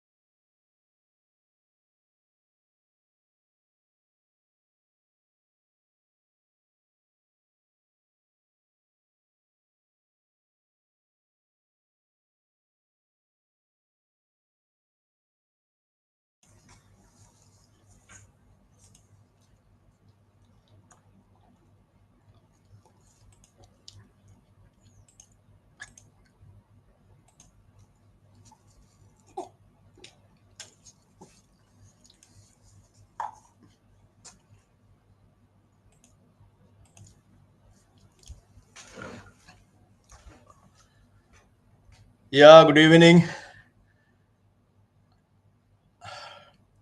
You are all here? Good evening. Yeah, thank you, Dr. Nikhil, for responding. I'm audible, clear, and is it okay? I can continue? I'll continue? Okay. And some questions, if any questions, nothing. Okay. So we were seeing what is the plight of many things at global level and where do we stand, and all this glorification by our newspapers about India dividend, demographic dividend and all. Now we understand where do we stand, and we have more shocking news. Can you see this one? And this all you might have seen and heard enough, but the seriousness, you see that global 53% of world's electric battery from China. And that too by, not BYD, earlier it was BYD, CATL. These are the global manufacturer. That is okay. Then what is our situation? India 2023-24, 1.5 million electric vehicles. 1 million is 10 lakhs. You just, okay, you take it as 2 million. So 2 million means 20 lakhs electric vehicles. Sorry, my camera again got off. I'll switch on. Yeah, is it okay? Now I can. Fine. You are seeing my slide now? It's okay? Yeah. Okay. You can see my slide and myself also? Yes, sir. Okay, thank you. So 1.9 million electric vehicle to, okay, you say 20 lakhs. So here what happened? All these batteries are coming from China. So last 5 years, this has been happening. So what's the advantage for China? They get the money, that's all. And we are the losses. And the simple question, why none of our companies are able to do it? We have all these world famous Exide or Amron or whatever might be the companies you know to you. Why? All the Mahindra, all these cars, all these industries. Okay. And what you have to see from this country, this all started in 2000. 96 actually this technology came. Electric vehicle, EV battery, and lithium ion battery. Other battery also there, nickel cadmium. Okay. But they focused on lithium ion battery. Who? This country. R&D. Then 2000, within 10 years, what happened? And here you can see this BYD. Yeah, this all government support, they got full government support. That is why, okay. And BYD became a big company.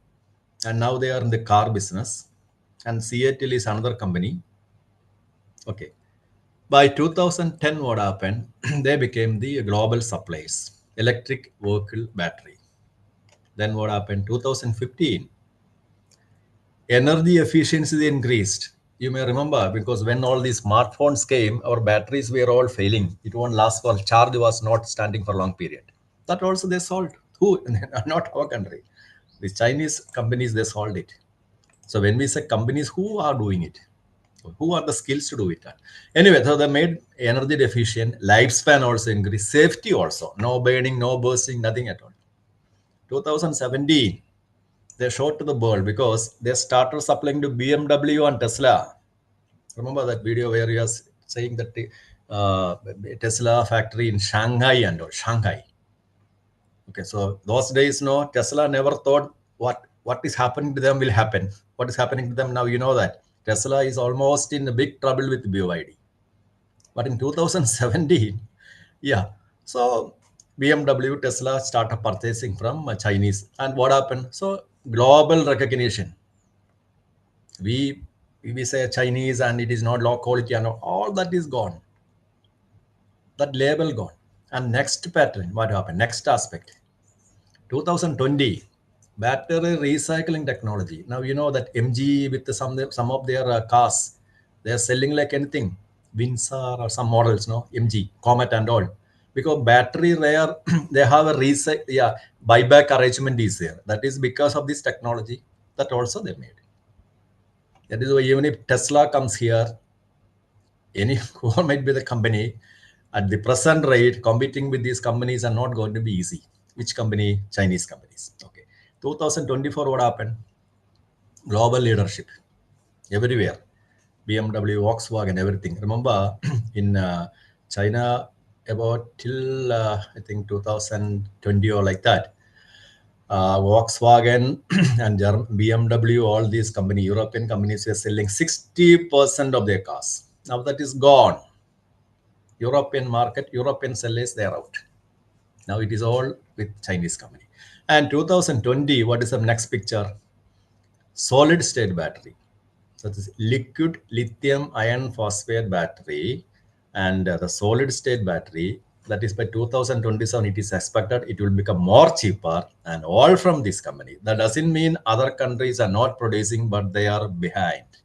And they have, this country has cheaper battery. So what's the message I want to say here? Internationally, 50, and what is our scenario? All our batteries. And why none of us are producing it? 1.4 billion, 1.5 billion, they are here and here. What is the difference? And who gets the money? And whose GDP is going to grow? Am I clear? Okay. And can we blame Donald Trump? You read this part also. Technology was, lithium iron phosphate was discovered by University of Texas, John B. Goodenough. He got Nobel Prize also, chemistry data. But that was the beginning. But thereafter, that is why recently somewhere remember reading Trump blaming all these Chinese people are here and they are stealing their technology. I would not say stealing. Those students are there. They will learn everything and they will go back to their country. And then what happened? They will make it better. And that's what happened here. China building upon this innovation. And they made it better and better. And now, and also they have the cheap labor, skilled workforce. Youngsters are there. Okay. So what may happen in future is almost certain for America, Europe, and all. That is why now we are to certain extent. That is one reason. And added to that, now the electric vehicle has to replace as per the Paris Agreement. You heard about Paris Agreement and Trump's declaration. I am withdrawing from, my country is withdrawing from this Paris Agreement. Actually, what is Paris Agreement says? You have to stop using the fossil fuels. Instead, you have to switch over to something went wrong. Lost all, rejoin the meeting. My camera, somehow it is not coming. I think I have to rejoin once again. Can you see me? Am I visible? Yes, sir. No, sir. No, sir. No, sir. No, sir. That's why. No. My only my screen is visible, right? Yes. PowerPoint. Yes. Okay. Okay. Then I have to rejoin. Yes, sir. Okay. I'll okay. So you have to excuse me. I'll stop this topic and then after that I'll rejoin. So we are talking about this battery and all. So yeah, Trump, what he said, like, no, you see, this is what China has done. So to certain extent, they are true. If you think the history of all developments in America, you can see who built the computers first? IBM. Now, from where you are getting your laptop, my laptop also, I am using Lenovo, all from China. And who built the TV, picture tube, 1950s or 60s? I think Sears or Crown, they were the companies. Then later what happened? Japan. Japan went with the technology and they became rich. And this is what America says. And that's the same thing they say here.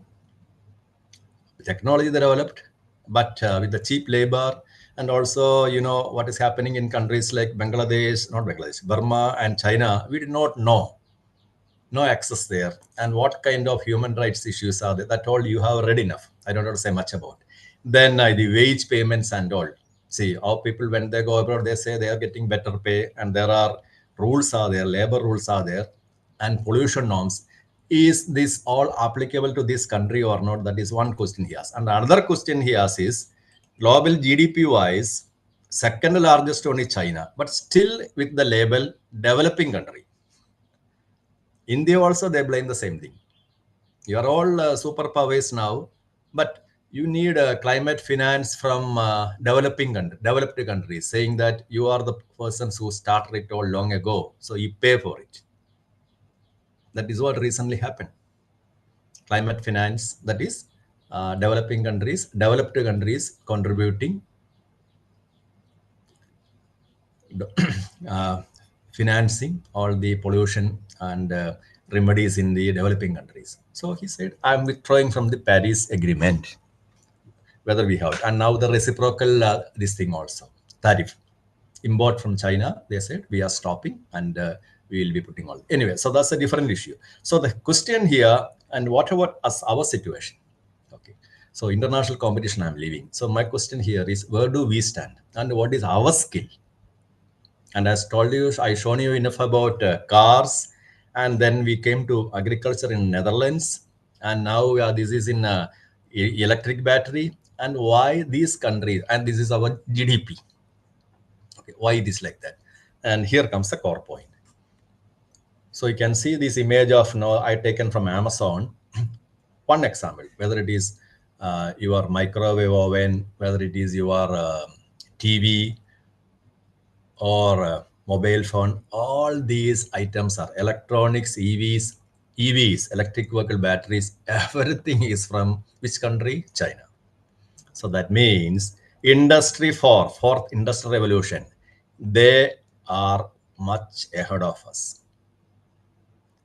Anything except, fortunately, Titan came up with the our watches. Otherwise, these watches also would have gone to that country. So what is happening? That is because students are ready there. They have efficient, competitive globally. That is because vocational training. And this NEP is about vocational training, basically. We were doing theoretical education. That is good. Theory one must learn.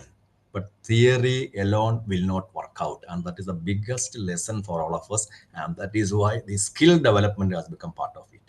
And from here onwards, we will see how do we prepare from where they got their struggle and where do we are failing. I'll just close down. I'll come back to with my because otherwise you are not seeing me. Okay, I'm stopping the video. I'll rejoin. Okay.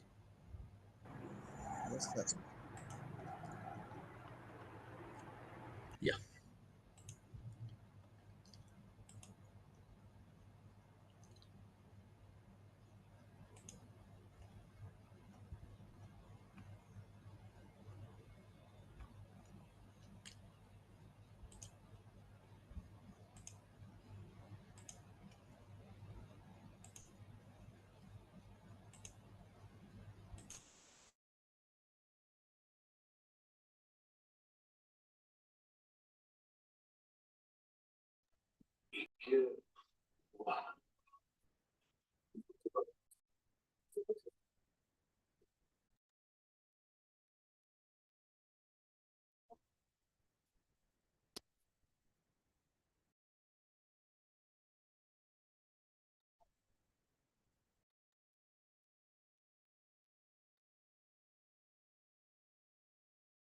I'm fine.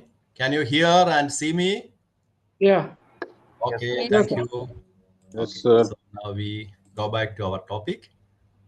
Yeah, where is the window? I'll restart once again. Yes.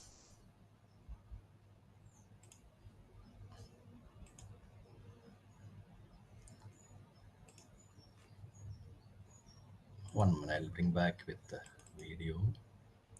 One moment. Yes.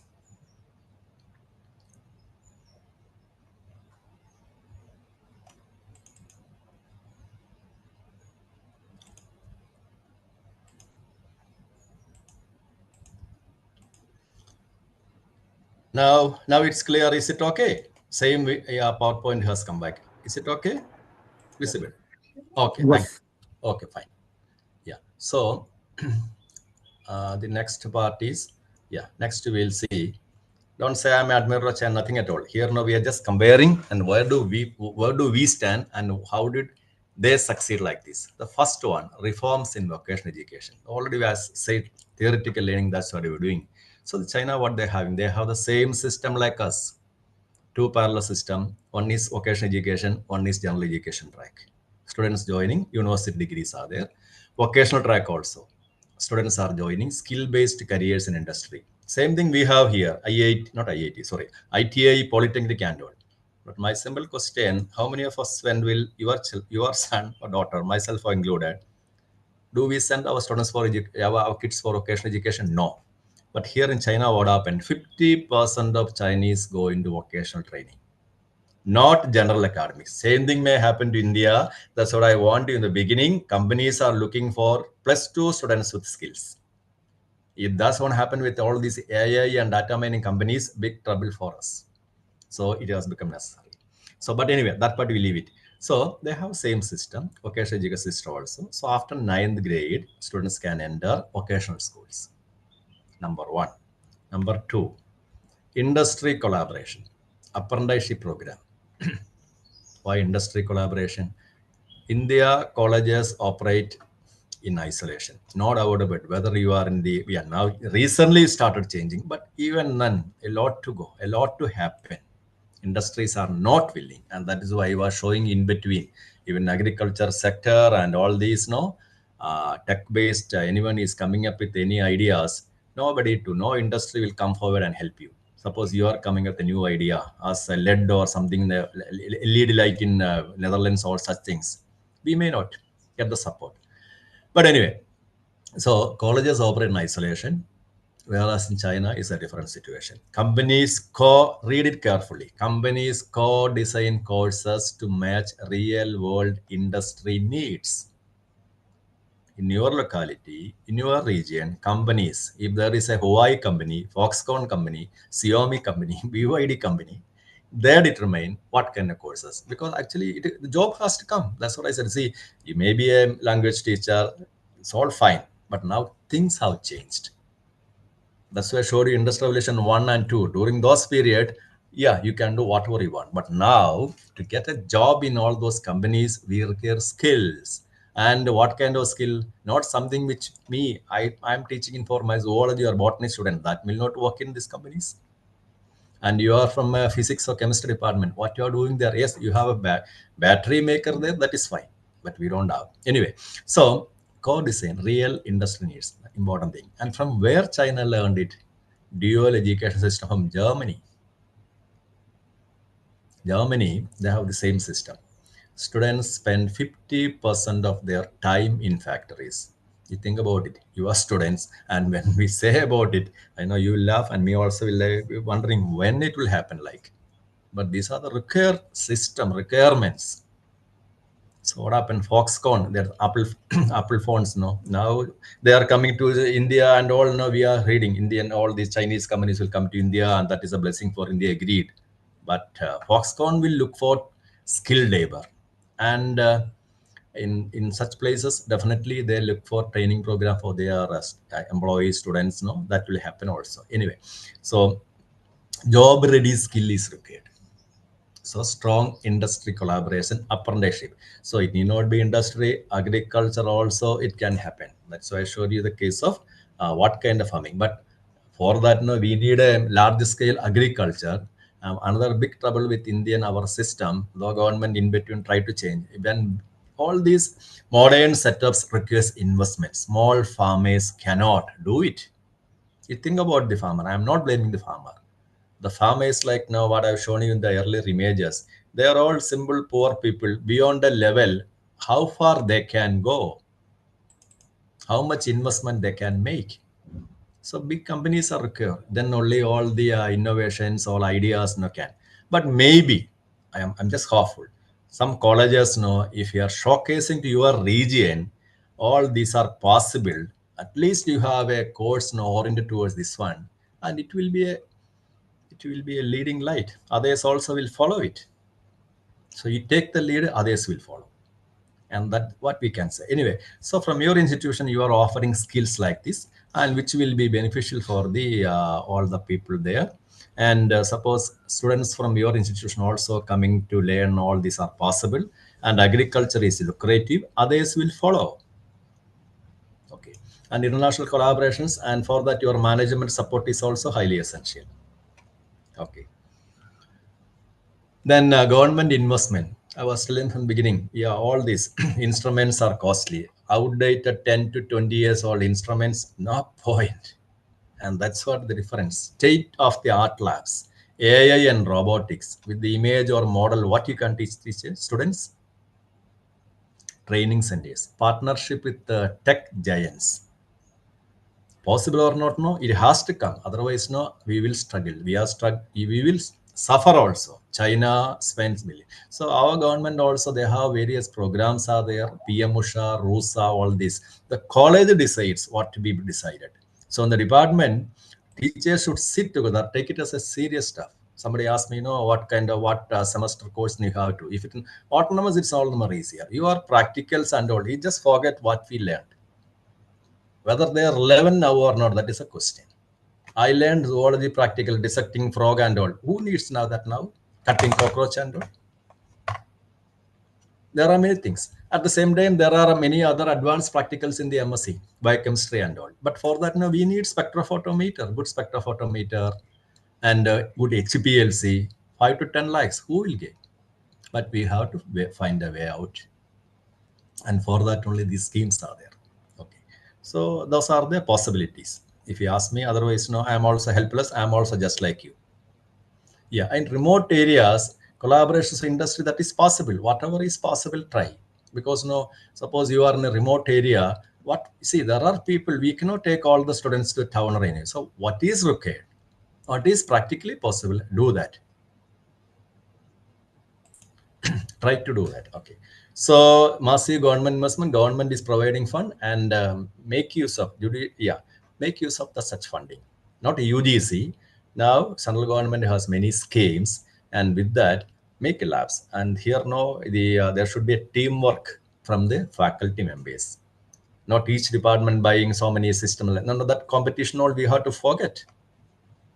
There should be a common research center and where all these items can be shared and the various departments can make use of it. Otherwise, no, we may not have the funds to do it all. Okay. Then cultural mindset. Do you agree with this one or not?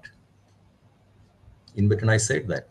My son going for IIT, ITI, Polytechnic in India. We all send our students for engineering, medical and all.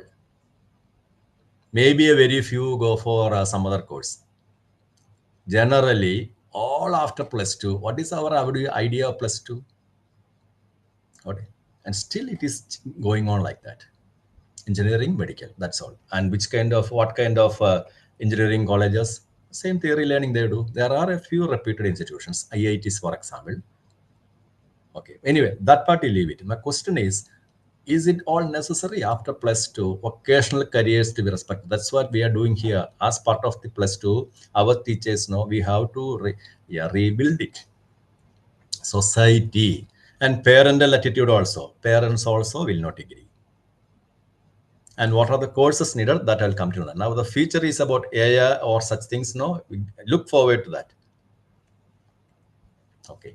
Then integration of AI, robotics, automation in vocational schools. Our outdated skills, our outdated BSc, MS, all the science courses, everything. No way. Computer department also.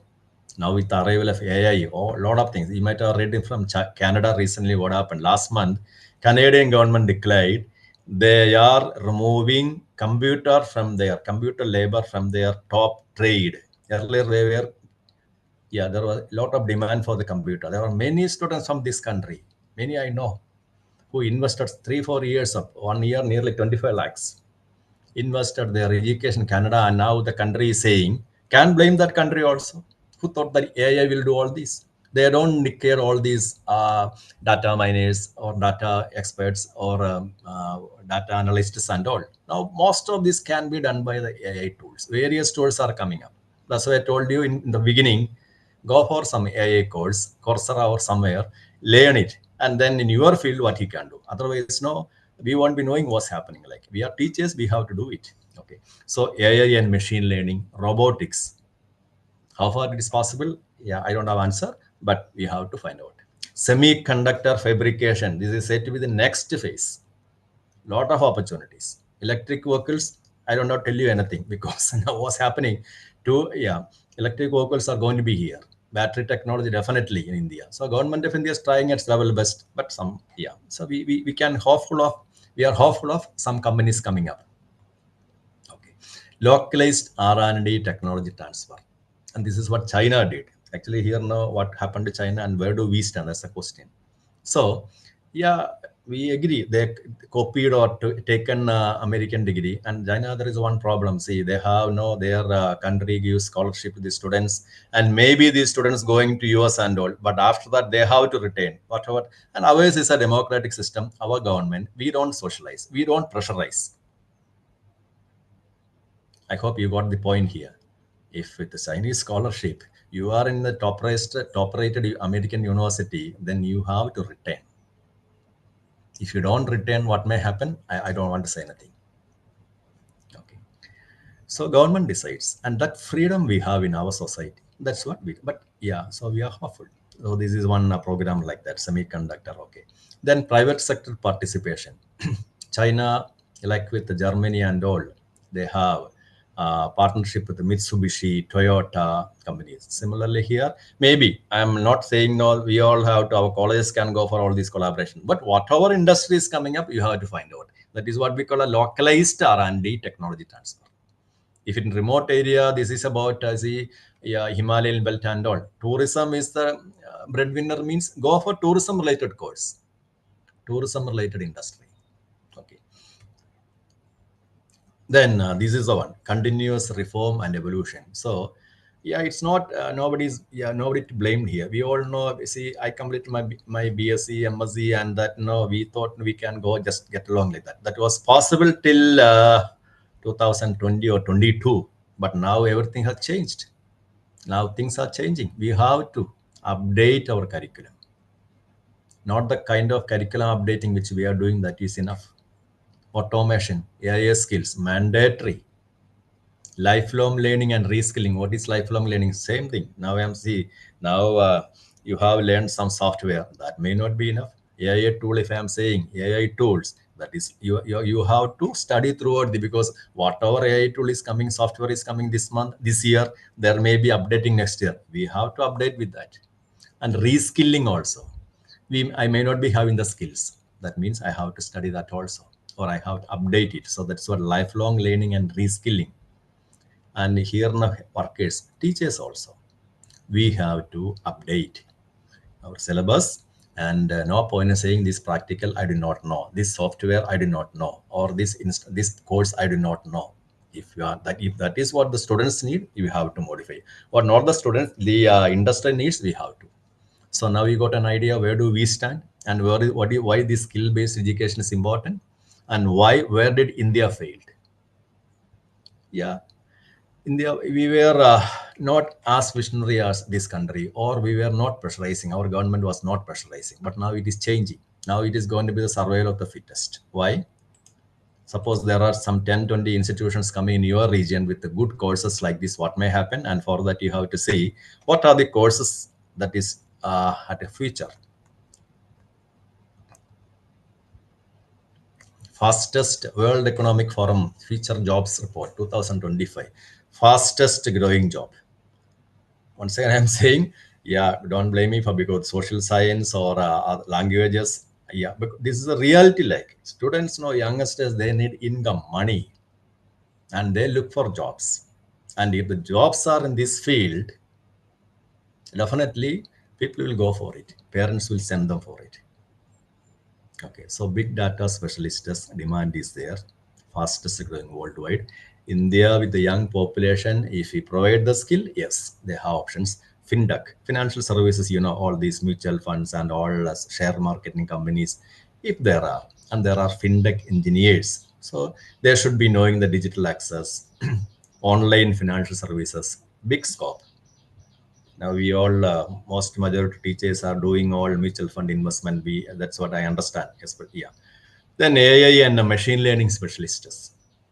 Yeah, it is coming up. Software developers, not users. Okay.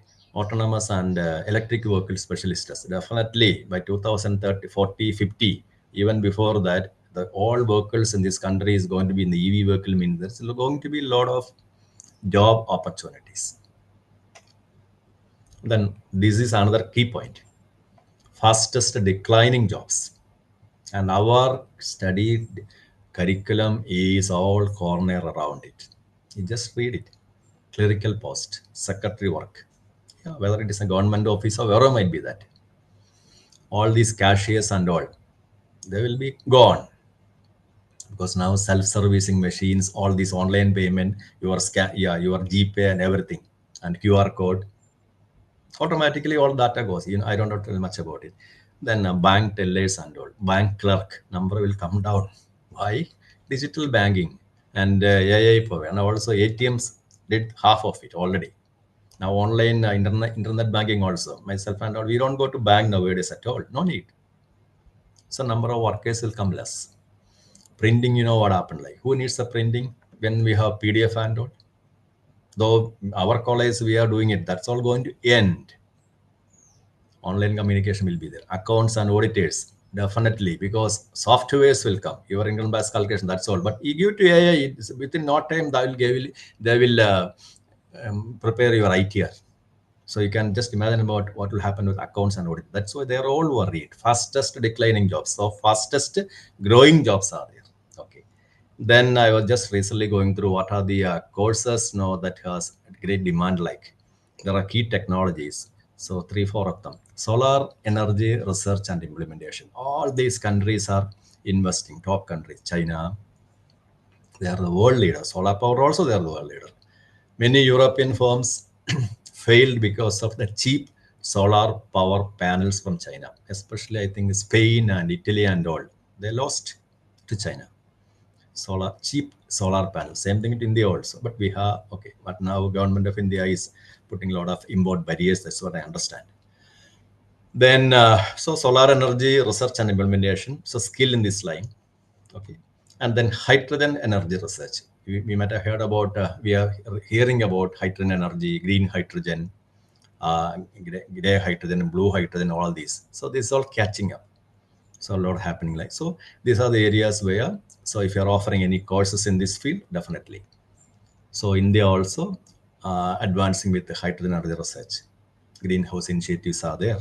Green hydrogen mobility. See, whether you and me know it or not, we have to, because as a teacher in the science field, we have to understand what are the options and then offer courses like this.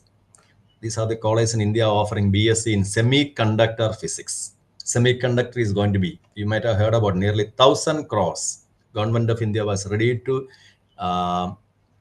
provide a subsidy or something like help for the companies, but no companies came up. No companies in India except Tata recently, and they are coming up with 1 or 2 industries in the northeastern part of the country, and in collaboration with Taiwan, because they are the #1 leader in the Taiwan is the leader in it. So in future, there's a great demand for semiconductors. So courses like this, BSc, MSc, postgraduate diploma in semi technology, and specialized certificates, chip design. So all these are the technologies for the future. So institutions know when they start offering like this, they will be having a lot of jobs. And here you can see some colleges offering. No, this is not any advert, anything like that. I just saw it. Solar energy related courses. And now solar panels are coming up. And then the courses they're offering: solar energy technician, renewable energy consultant, solar project manager, entrepreneurship, business in solar panel. So arts and economics and commerce and all, they have to see that what they can do in that level. Research and development, solar technology. So these are the places where the future lies. So whether you want to change it or not, I'm leaving that to you, because we are all teachers. We decide our future like, okay. And then other key technology industries: industrial automation and robotics, robots, automated machines, and all. So students are through as a part of any course, if you are able to offer this course, operate and program industrial robots. Like you have seen that, that's why I showed you the BMW factory, the Tesla factory. If robots are working there, someone has to make it, someone has to operate and program it, and maintenance also there. Though the smart machines, they will look after certain actions. Suppose there are 20 robots, and when one robot is failing, are they somehow they are the program now which will determine, which will decide which one is which robot is defective. But we care people. Okay. Then training on machine connectivity, predictive maintenance. Yes, this is the time. Predictive maintenance of machines. Yeah, courses are there. AI also, vocational training, AI manufacturing, image recognition. You might have seen that one tomato being plucked by a robot, and they themselves say we are in the basic level only. More advancements has to happen. So when more and more companies come up, suppose you want to have a robot like that in India, where do we have to go? We have to go all the way to China, or we have to go all the way to some other country. That's why I asked you, EV battery, where is our skill? Why none of our company? We are such a huge country, and why we are importing? Yeah, you have all EV car manufacturers and all big talks are there. That is why, yeah, the policies government may change. Without competition, what may happen? That's what happening to us now. We will fail. Big data analytics, predictive maintenance, occasional training courses. Then another one, cyber physical. You are all there. Okay. I didn't go for any interaction because the topic, I'll share you the resources with you later. You think about it, and what to be done. No, you have to think about. Sorry, decide in your institution, like, okay, because this is an overview. NEP, skill development, how to be done, what to be done. That's all we can tell you. I cannot offer you any course or anything. So based upon the area where you are in a semi-rural area, rural area, or in the what might be, or from a predominantly agricultural area, accordingly we have to think what we can offer for the society and what we can do, what skill development, what is required also. Anyway, so these are the courses which are in huge demand. A lot of jobs are going to be there. That's why I'm focusing upon all these key technology industries. Industrial revolution requires all these: cloud computing, AR and VR. Okay. So the labs and all become not necessary. Boeing is using training workers, aircraft wiring, augmented reality, virtual reality. Okay. So machine repair and all they can do. No need to have a huge labs and all. Okay. And then another one is, first one, cyber physical system. Engineers create a digital twin. No need to produce a small proto car and all. It has changed. So these are the technologies. Okay. So what I pointed out here, what courses do we have to think about? So more focus on this course. Your institution, they can offer other courses, but in one semester, this kind of technologies also should come. That's why. See, other departments on one side. So if any student wants to join the any specific aspect, they have the freedom to select a course. But we should be offering courses like this. Otherwise, there are institutions in other part of the world, people will go towards there. Maybe in other countries. They will switch over. Students will go. Or other newer institutions when they are offering courses like this.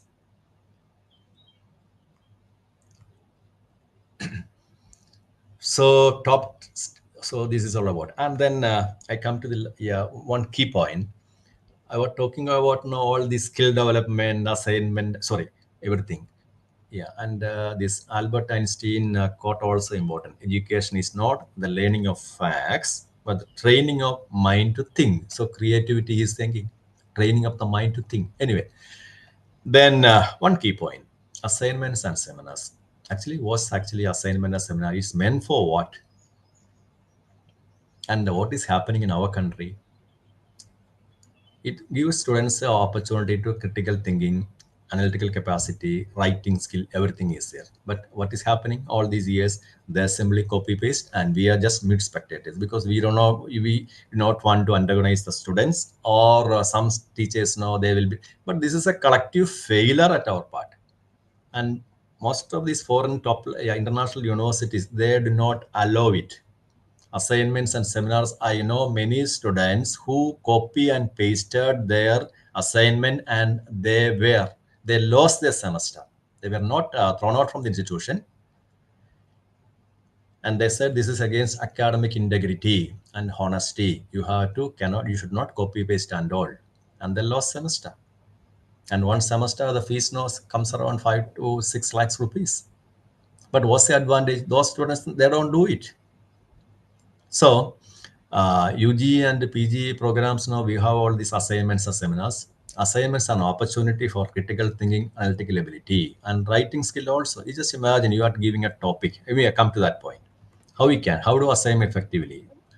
Yeah, you give the right questions. From climate change, for example, what assignment? Sorry, you are from economics from one assignment. What are the topics to be given? Don't allow students. Yeah, students can come out with a list of topics, but should be relevant questions, and let them do research. To I know that my student and your student, we never went for all this, but now it has become essential. That mentality, that curiosity, research. Okay, and then they can write, revise. Yes, they will use AI. It can be permitted, but no. With many students, when they come to me, I used to tell them, see, with AI, you can make use of all copy and paste, all these things. Agreed, but when I ask you questions, you will not be able to answer, and there they fail. And during the Viva, no, they will be failed definitely. So if you strictly follow it, definitely they will. So then sources properly, and this is very systematic in the top-rated universities. Cite sources. And something which is copied, pasted, no students will know. But now with the AI, it has become all the more difficult. But when you ask them more curious questions, they will fail. Then what is our role?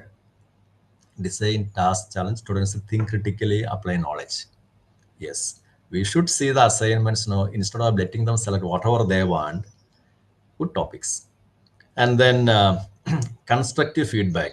We are also sitting there, and we are also asking questions. Creativity and originality will come if you ask the right question. Okay. And the next one, why seminars are important. What is happening? Public skilling, it's a skill. Many of our students fail there. They don't have articulation capacity, and they themselves are killing it. They don't do it properly, and we teachers beyond a level. No, this is our system. We don't force them also, but make it strict. There are institutions doing it. And then interactive learning. Yeah, that is collaborative discussions. Now, when you are giving a same seminar topic to a group 2 3, and they will sit together. Okay, and that will lead to problem solving skill, critical inquiry, logical reasoning.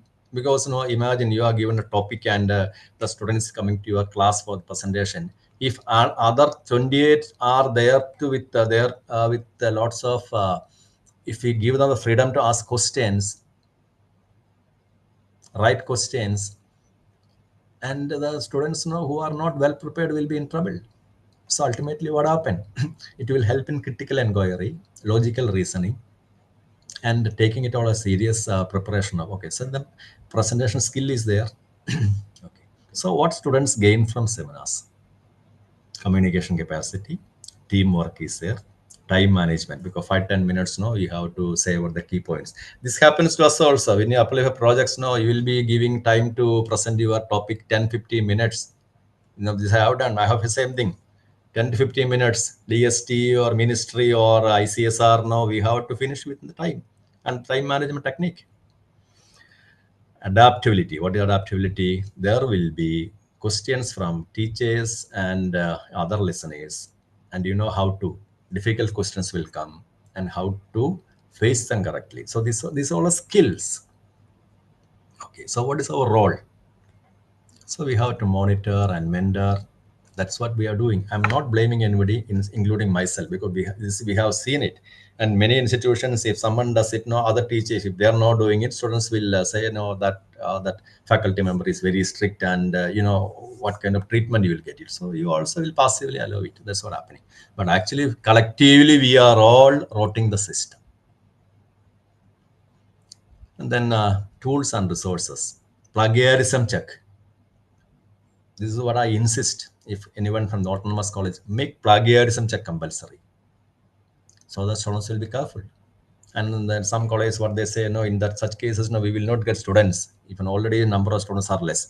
That we do not bother. When we make a benchmark, quality benchmark, the top-rated colleges, they will get, and people will come to know. Yeah, and also when companies come to your place and you send students for internships to other companies, and they will know students from this college, they are all good, very systematic. You are welcome.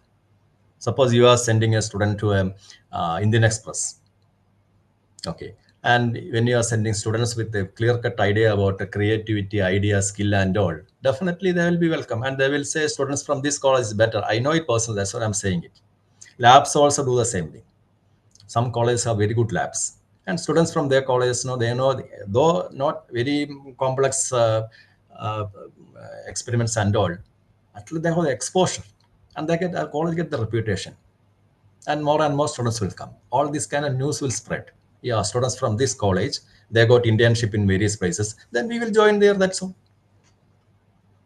So this is the conclusion. So we have a role. So this assignment and seminar is a good weapon, but it should be collectively decided at the institution, and you have to think what to be done like. Okay. So better I ask, yeah, then this part, after that I'll give you time to ask me anything. Okay. Then computational linguistics, this is for the languages I'm saying. Yes. Experts study your language. Yes, that language faculty, they are offering syntax and everything. Okay, but with now it has become necessary, we have to become interdisciplinary expert, some knowledge in the computer science also. So theoretical language, okay, so practical computational implementation also. So what I'm saying, there's an area called NLP is there. NLP is actually computer natural language processing. It is a subfield of AI. So the colleges or the institutions offering languages, they have to think more about what can be done in the field of computational linguistics. Okay, so for that, now the teacher also, the institution also has to have teachers, faculty, okay, who are experts in this field. So it can be cultured by joining some courses. Okay, so one example, I say language and discourse analyze social media. All these social media platforms, we are seeing language is necessary, but what language will be used, which one is easily clicked, society attitude, which reflects. And for that, this discourse analysis, what kind of language we use in social media, and for that research and skill development also. Then power dynamics, no, this, no, I am just saying politics and all, uh, how language is used to exercise power and control. Best example is the politicians. I would take the example Trump also, the way he speaks, the words he utter. Do you think this all automatically coming to them? This is all already they have investigated, and you know what language to be given. This all given to them, and what posture to show. And added to that, language also. What language, what words to use. This all in social media. So this becomes, so knowing language alone, linguistics alone will help. You have computer programs, and when you come to that, so when you can, if possible, go for, think about getting knowledge in both linguistics and computer, which, that's what I said. What tool is required is that you have to decide. Get some training, okay, make the course attractive. Say, for example, there are NLP, natural language processing is there. Text analysis, analyzing and processing text data to extract meaningful information. Computer program is there, but computer AI tool has limitations. Beyond a level, the way we think. See, suppose now when you interact with this Copilot or the Chat GPT, they will say, "I'm a computer. Sorry, I'm a machine. I cannot. Beyond that, no, I cannot express." Suppose sometimes what happen? No, the kind of answers coming from them may not be what we expected. Then when we complain to them, you are a stupid. You are doing it, and they will say, "I'm a machine and I can think like this." So that means no, it to text analyze and all, emotional aspects and all, and to use the correct word, correct language. This is required. Language modeling also same thing. Sequence of words used. Okay. Then sentiment analysis, emotional tone, sentiment behind a text. So we have all these virtual assistants, Siri, Alexa. This is all actually, it's all with the support of NLP. Then translation apps also, sentiment analysis tools, social media monitoring tools. Okay. Then yeah, translating from one language to another. That's also important, because what we say in Tamil, which may not be what does actually exactly mean in the Hindi. So the translation barrier, the language expert become necessary, because these are the fields where jobs lie. And when we say jobs, that means skills. So a student with skill in all these, sorry, language and computational data analysis, linguistics, they have future prospects.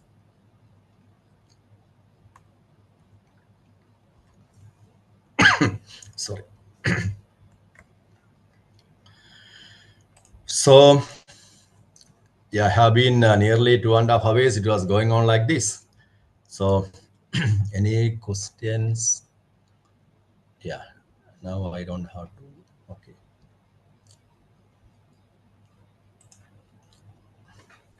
You are all there? Or any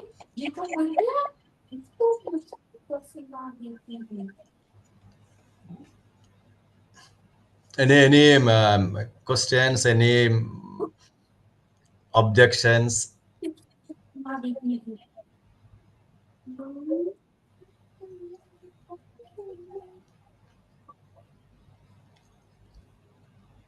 No, sir. Yeah, you ask something, and otherwise now I'll continue with the remaining. Okay. Yeah, please.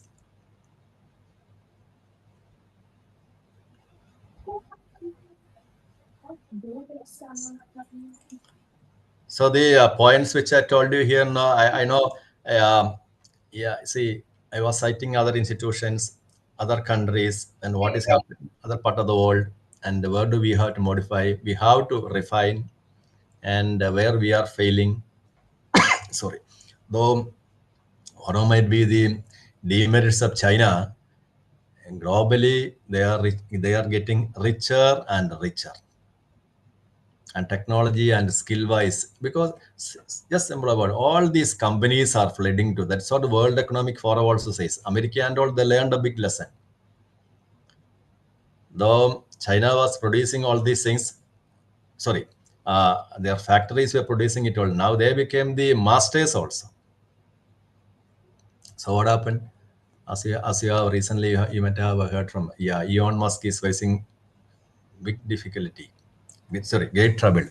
His cars, his company may fail like that. That is his electric cars and all, because the Chinese counterpart cheaper cars are there. BYD, for example. Government of India also recently declared we will be, there will be a very high import duty on this thing. Why? And that is the question.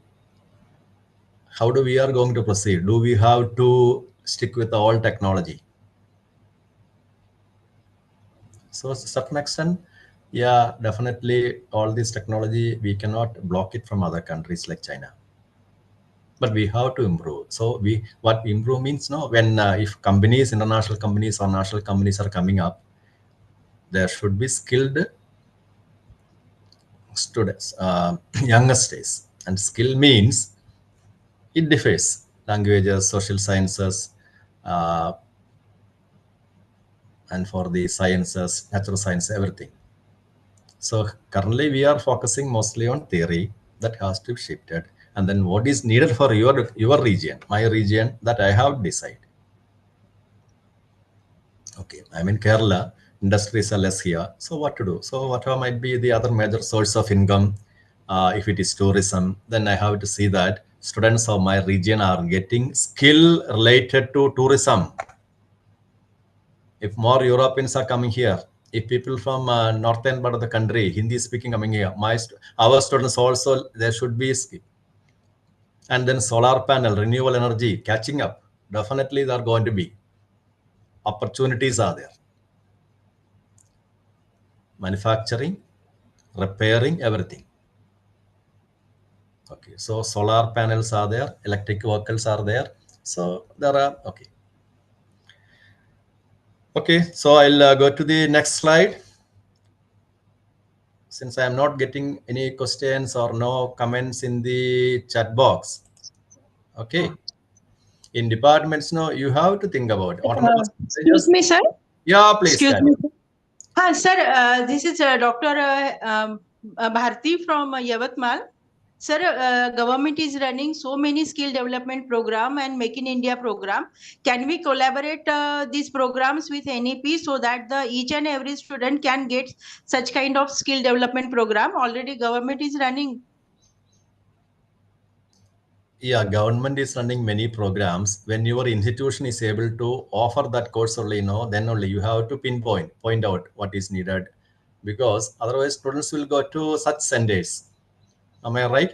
Because I remember, yeah, because there were some programs offered by Government of India, that is Pradhan Mantri Skill PM. Yeah. Kaushal Net or something like that. So 800 courses were offered. And when I was in the college, we took 2 courses. One was yoga training. The other one was tungsten welding. Yes, welding. And those 2 courses were a huge success. But government support lasted for 2-3 years. Then after that, it stopped.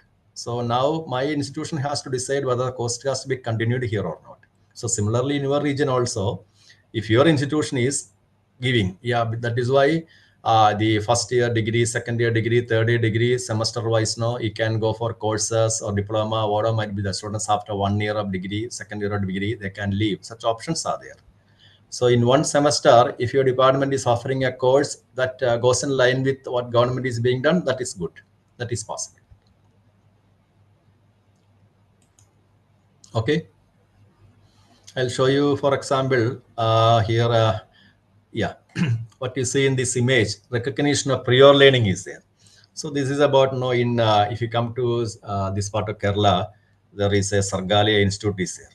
Actually, this is all from that region. So the people of this, they are experts in this concerned field, but they are not educated. Most of them. Educated means not +2 or CBSE or BSc graduates and all. But there is no course offering in recognizing their skill. Like this person has a skill. He knows, this is a bamboo-like material, from where, how to make it. So this course, if it asks, if this product has demand in the region, then the institution can offer a course. Another person is the pottery. Okay, and if the resources are there, and this is what you see in the middle one, this is coconut fiber, and these ladies are preparing some ornaments with the, and it looks more or like gold, and there are a lot of takers for that. So there are courses offering, and it can be offered as a course as part of one semester, or internship also possible by them. And if the students know they are getting jobs and all, that is good, and that will catch up in the area. Okay, but this is all about, the one which I'm showing here is about recognition of prior learning. Experientially learned skills are there. So what, as I was telling, all these pottery, clay arts, they do not have formal or informal, no college education, no school education also. Okay, so, but these are the skills they acquired from somewhere, maybe from their family members or from neighbors or out of their hobby. Okay, but there they get stuck.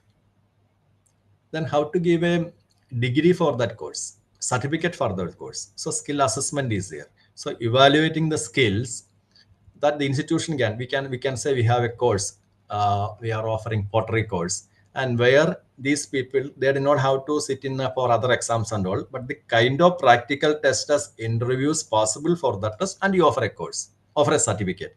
So when they get an employment opportunity going to some other region of the country, or some other, suppose there are 10 industries are coming in the field, and these experts can join such places. So that's what we call as the recognition of prior learning. It may be honey culture, apiary, okay, or it may be clay art, or it may be painting, like what you have seen, or maybe woodcraft. So he's a certified. So how to certify him? Because no +2, no 10th standard, but instead we focus upon that course and what are the skills, so practical skills and test, and based on that we can do. That is one option.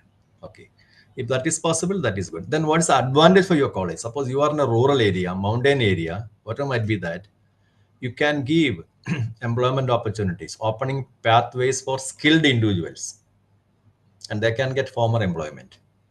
Okay, so the advantage will be ultimately, and it will become spread in the, and as just now you asked me, recognized sector skill councils are there, accreditation bodies, or National Skill Development Corporation. Okay, and based upon that, you can give some accreditation to them. Then create awareness. Local population with this expertise, they can join, so they can be part of the RPL, and your college will be making it possible for them to join the courses.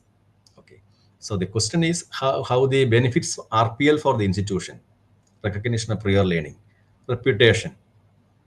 your institution, university or college, institution that supports local skill development. So that local skill, if it is in the that art and craft which I showed you, that maybe that will work out when some tourism or something which is catch up in the area, or they can take the product to some tourism belt and can sell it like that. That other departments has to see anyway. So reputation for the institution, then enrollment, individuals who otherwise might not have considered formal education. So now we are bringing them to education. They don't have to go come and sit in any class like that. Some training is necessary, and they have yeah, enough skill means you can give a certificate like. Then stronger community ties, relationship with the local industry, enhance the college's role in regional development. Okay. So skill assessment is needed, certification is needed, linked to formal education. So what I'm saying is how to assess the skill of such people. And that's what known as the RPL part, RPL. Okay. Then we go to, yeah. So this whole national skill qualification framework, that whole known to like now it has been rechanged as level 1 to 8 like. So what is this level 1 to 8 and all? I'll give you the notes. That is better, easy to understand also. So from the college, a student clearing +2, 11th, yeah, 11th and 12th standard, he's at level 4 and he has 120 credits. And why it is important? Suppose this fellow is going to some other country and he's, yeah, and then as per our government of India NSQF levels, he is eligible for as a job to take a job of data entry operator or junior technician. Suppose a person is at the level 8, that is for PhD fellows. So PhD means what you and me know that. So they have, what is their skill? National Skill Qualification Framework accordingly, they are master in that particular field. Okay. Then level 5 is our level, not 5, 4.5 and 5 now. Okay. So they will be in the UG first year and second year. So with the kind of education they got from first year and the second year, they have reached level 5. And what suppose after that they could not continue their education, and they can be employed as a senior technician as per the government of India's consideration. Level 6, yeah, UG 3 and 4 years, and level 6 means, yeah, 5.5 is there and 6 is there. So the 5.5 is UG 3 year. So with 3-year degree, you can be assistant manager or something like that. Okay. So this is what actually meant by the NSQF level like competence based framework. So, and it starts not only from colleges. You can see level 1 is starting from 5th class. 5th class. A person completed 5th class, he is at level 1. And suppose you have a person coming to you and your industry, you are running an industry, he can be employed. And this is very strict in the other countries, European such countries. He can be given the job like helper, basic operator. And a person class 8 and he is in level 2, he can be for housekeeping, assistance housekeeping, factory and all. So whatever education one got, and along with the education, if we are supposing he's got the skill also, skilled worker, tailor, plumber, machine operator, who to get a certificate and to somebody to work as a plumber or tailor, as per the NSQF level, he should pass 9th and 10th standard. Then only he become level 3, then only he is eligible. Okay. Then National Skill Qualification Framework, that part I'm leaving. NSQF, that also okay. National Credit Framework also known to gives credit to learning and skills. Then another one is NCVT. Suppose your institution is offering an vocational education training program, a new course. Who will recognize it? Because it is not like the normal program recognized. So you have to see what is the conditions of the policies of NSQF. Okay, okay, NCVT is there. Rare regulations are there. Vocational education. So we have to you have to follow the guidelines of NCVT. The National Education Policy, no need to make it better, you know that. And as I said, with the National Education Policy, ultimately what is happening here, we are saying alignment of theoretical education plus vocational education. So the importance of vocational education already I mentioned here. So that's what ultimately the learning outcome will be. Okay. And this is from the NSQF level. And this table now, when you go through it, you can understand what exactly are the requirements. See, PG degree, fourth year degree, then 11th and 12th standard, 2-year senior secondary. When you complete, you will be reaching the level 4 and 5. 4 and 3.5. So earlier this 3.5, 2.5, 4.5 classification was not there. It was 1 to 10 level. Now it has been reshaped it as level 1 to 8. And in between, these intermediate points also 2.5. That's what I said. First year of degree means 4.5. UG first year 4.5. UG second year 5. Third year is 5.5. Honors. UG 6 level like. That is the levels. Okay. So what are the requirements? We have to breaking the status quo is very difficult. When you go and talk about all this, people will say, our lay management so will say this is not possible like. But we have to find a way out. Most institutions are resistant to reform, and when we say institutions, managements. Okay, be careful there. Then senior educators who are about to retire and all, they will not. You can just leave them. Then mindset changes here. It's already mentioned, convincing parents, and our mindset also we have to change. Many of these things which we have learned during our UG and PG, it has become redundant, outdated. Now with the latest in this technology, if you are not changing, there may not be takers. And international collaborations, you can. I'll share you the slides. You can greenhouse farming order might be there. You write to them, many of them willing, and then talk to with your management. And if you can bring in any changes in institution, that will work out. Okay. And what else? Yeah, then there are various private farmers as I said, they do not look into the videos, internet and all. Maybe YouTube videos and understanding this language, this technology, it is impossible for them. And that is why many a times when governments also wants to bring in bigger ideas, all these politics will play there. And that's what I said, small farmers beyond a level, farmers cannot. That is the biggest problem in India. So large scale, so they have to join together, society has to come, but there will be we have the politics playing in, and that is where the European system and all scores up. When their issues come up, they join together and they look for the betterment of the society. Unfortunately, I don't want to go much deeper into the thing, and that's what happening. So, but we can give the right information to the farmers. When you are talking to your students, showing them the way, and it reaches the people in the region, and the students know out of their desperation, because jobs are necessary, they will come out with some innovations and it will work out. And for that we can give them the innovative ideas. And another problem, a lot of private players are there. So what I would say, all these technologies like in northwestern part of the country, there are many private companies are there. They will offer all these green technology, greenhouse and all, but poor farmers, they will get cheated.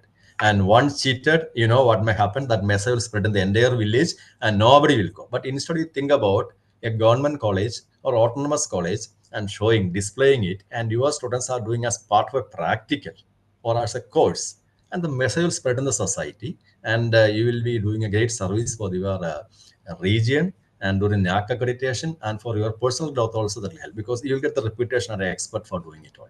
And this is the way I see it, and that's why I've shown many things. But all these European companies now, which I showed in Netherlands and all, they are very forthcoming, straightforward, and you can discuss with them, and they will help you, support you. Maybe some NGOs are there, sustainability related and all.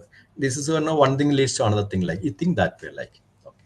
So thank you, because I'm thankful to all of you listening to me for such a long time, and questions initially many responded. Then I saw the questions also. So that's all, because these are all the practical difficulties. So yeah, and the Chinese part also I showed you where we are, why we failed. I would say failed only. Nearly 20 US trillion dollar and $4 trillion. They are five times ahead of us, and the coming years with their EV technology, because once one have become established, it's not very easy to beat them. That you see that what China and US know, that tariff war. US is such a mighty power. Europeans know they are also such a mighty industry.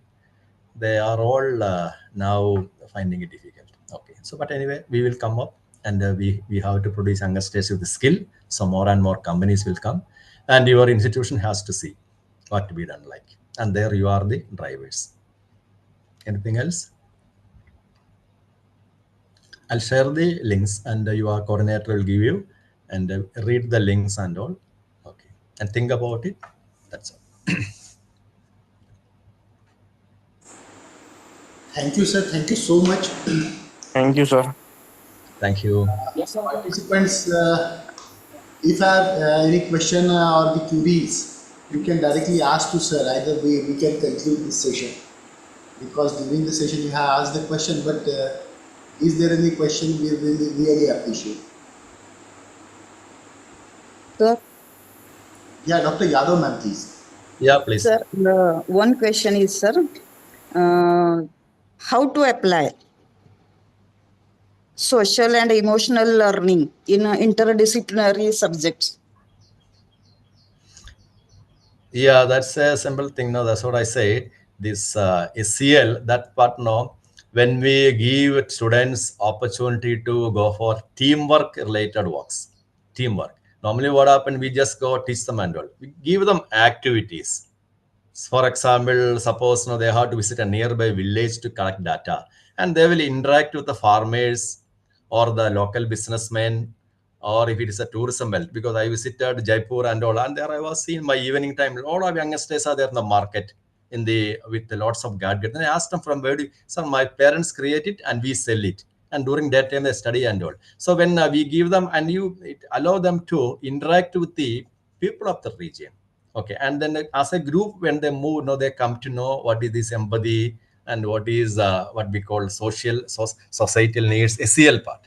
In the classroom, what we can do, as I said, there may be when we give group seminars and assignments, it randomly pick 4 or 5 of them, and then they will sit together, and then they will come to know what is the difficulty faced by another person, and then they will help each other. Suppose somebody is lacking a laptop, or not having power at home, or poor in English, some such difficulty, but they will interact with each other, and then a kind of cordial relation will happen. Otherwise, what happen? No, I back up and I get rank, I go my own way.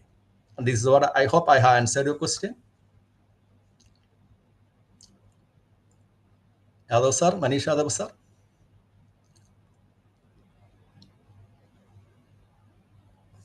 What happened? Yeah.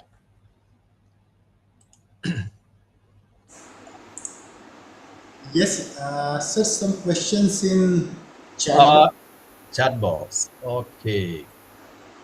Yeah, definitely. PPT I will be sharing definitely, because this all I took a lot of time to refer all these sites and update after each one. And when questions come, I will try to update.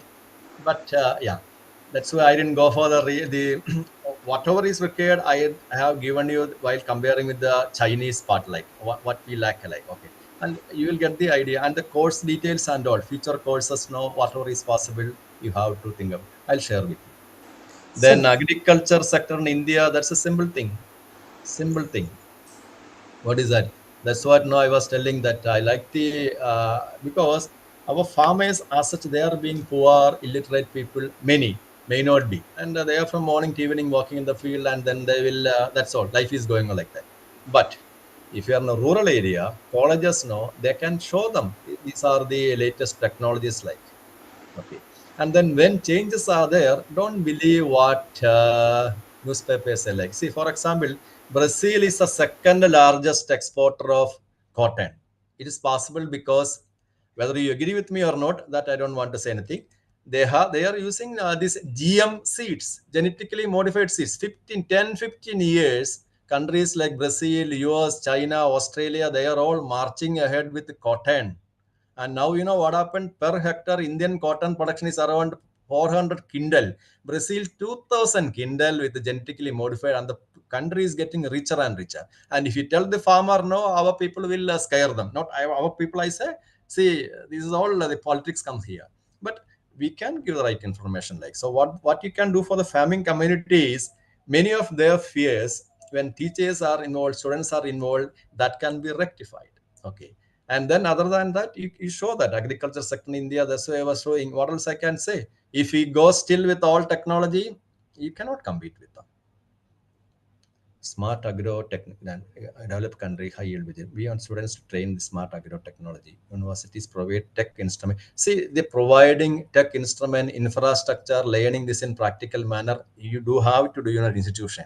And for that, you department teachers can tell your institution this possibility, because if that is workable, yeah, identify which area and then find out what is there and talk with your management, and that can be done. Okay. And it can be done as a part of your course. Very okay. Thank you. Because all these are the suggestions. And that's what I said. Industries know, international bodies, they are ready to come. They will, okay. And they will try to assist you also. That's what I understand like. Okay, so already it's cross 6 p.m. and anyway. Okay, so we will stop. On behalf of organizers, all the organizers, it was a really wonderful session, sir. Thank you very Because much. creating such kind of skills and inculcating the skills in our curricula and in our educational system, it is very important. But while we are talking about the skill development, it is also necessary that the reskilling and upskilling is very important. You have told that during Yeah. these days. Yes, sir. Skill that has been applied in the today, that will be remain present in the tomorrow. It is not possible. So being the faculty, being the educational institute, and being the society, it is our responsibility to we should reskilling and upskilling our students continuously, so that we can achieve the agenda whatever will be the said by this national education policy. So we are really thankful to you for such an insightful session. Whatever may be the session you have provided, the very deepen, and you have deepened our understanding towards the skill education and adoption of this skill development in our curricula. Definitely, sir, hurdles are there because the system, we are the part of system, we are not the system. While we are adopting such kind of skills, there are the board of studies, the academic council, and we are also depending upon the university statutory authorities. So, but rather than, we will come up with some kind of skills and we will definitely provide to our students, and that will be contribute to our great society and our great country. So we are really thankful to you, sir. In spite of your busy schedule, you have provided your precious time and thought-provoking session here and enlighten us on such an important and the crucial concept of this national education policy. On behalf of all the organizers, I extend my sincere thanks to you, sir, and with the kind consent of Professor Thomas, sir, I would like to declare that this session will be over. Thank you, sir. Thank you so much. Thank you very much, sir, for the obviously. Sir, And last comment I want to make. Sir, can I? Last comment I want to make. Please, ma'am, please. yeah, carry on, please. Sir, Dr. Bharti from Yavatmal, sir, you were talking about China. No doubt, he is good in the technology, but nowadays India is also having the good skills like Akash and Brahmos, and we had just seen in this war, Sindhu, this. We are having very skilled person in the India, and not like China atom. Those were failed in this Sindhu war. So I will request you to proud of India, all of you.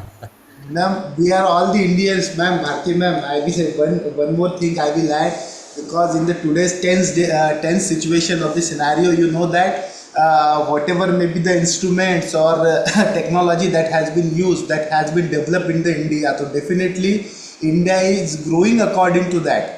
Okay, but we need some time, and definitely whatever may be the skill that have been available and the potential that have been available in our youth and in our society, that is growing on, and we will become a Vishwaguru or the Vikasit Bharat in the couple of days. But some kind of hurdles are there, like the global economy, and some kind of challenges are there. So we have to adopt some kind of skills from other country. But whatever may be the solution, ma'am, your suggestion, Bharti ma'am, definitely we being the teacher, we have to implement, and we are the responsible for that. So India has a potential, but we have to provide such kind of skills to our students so that they can become a potential and our country will grow. So it's my submission, ma'am, not a suggestion or not something. It's my only suggestion. And we being the teacher and the higher education institute, it is a responsibility on our shoulder.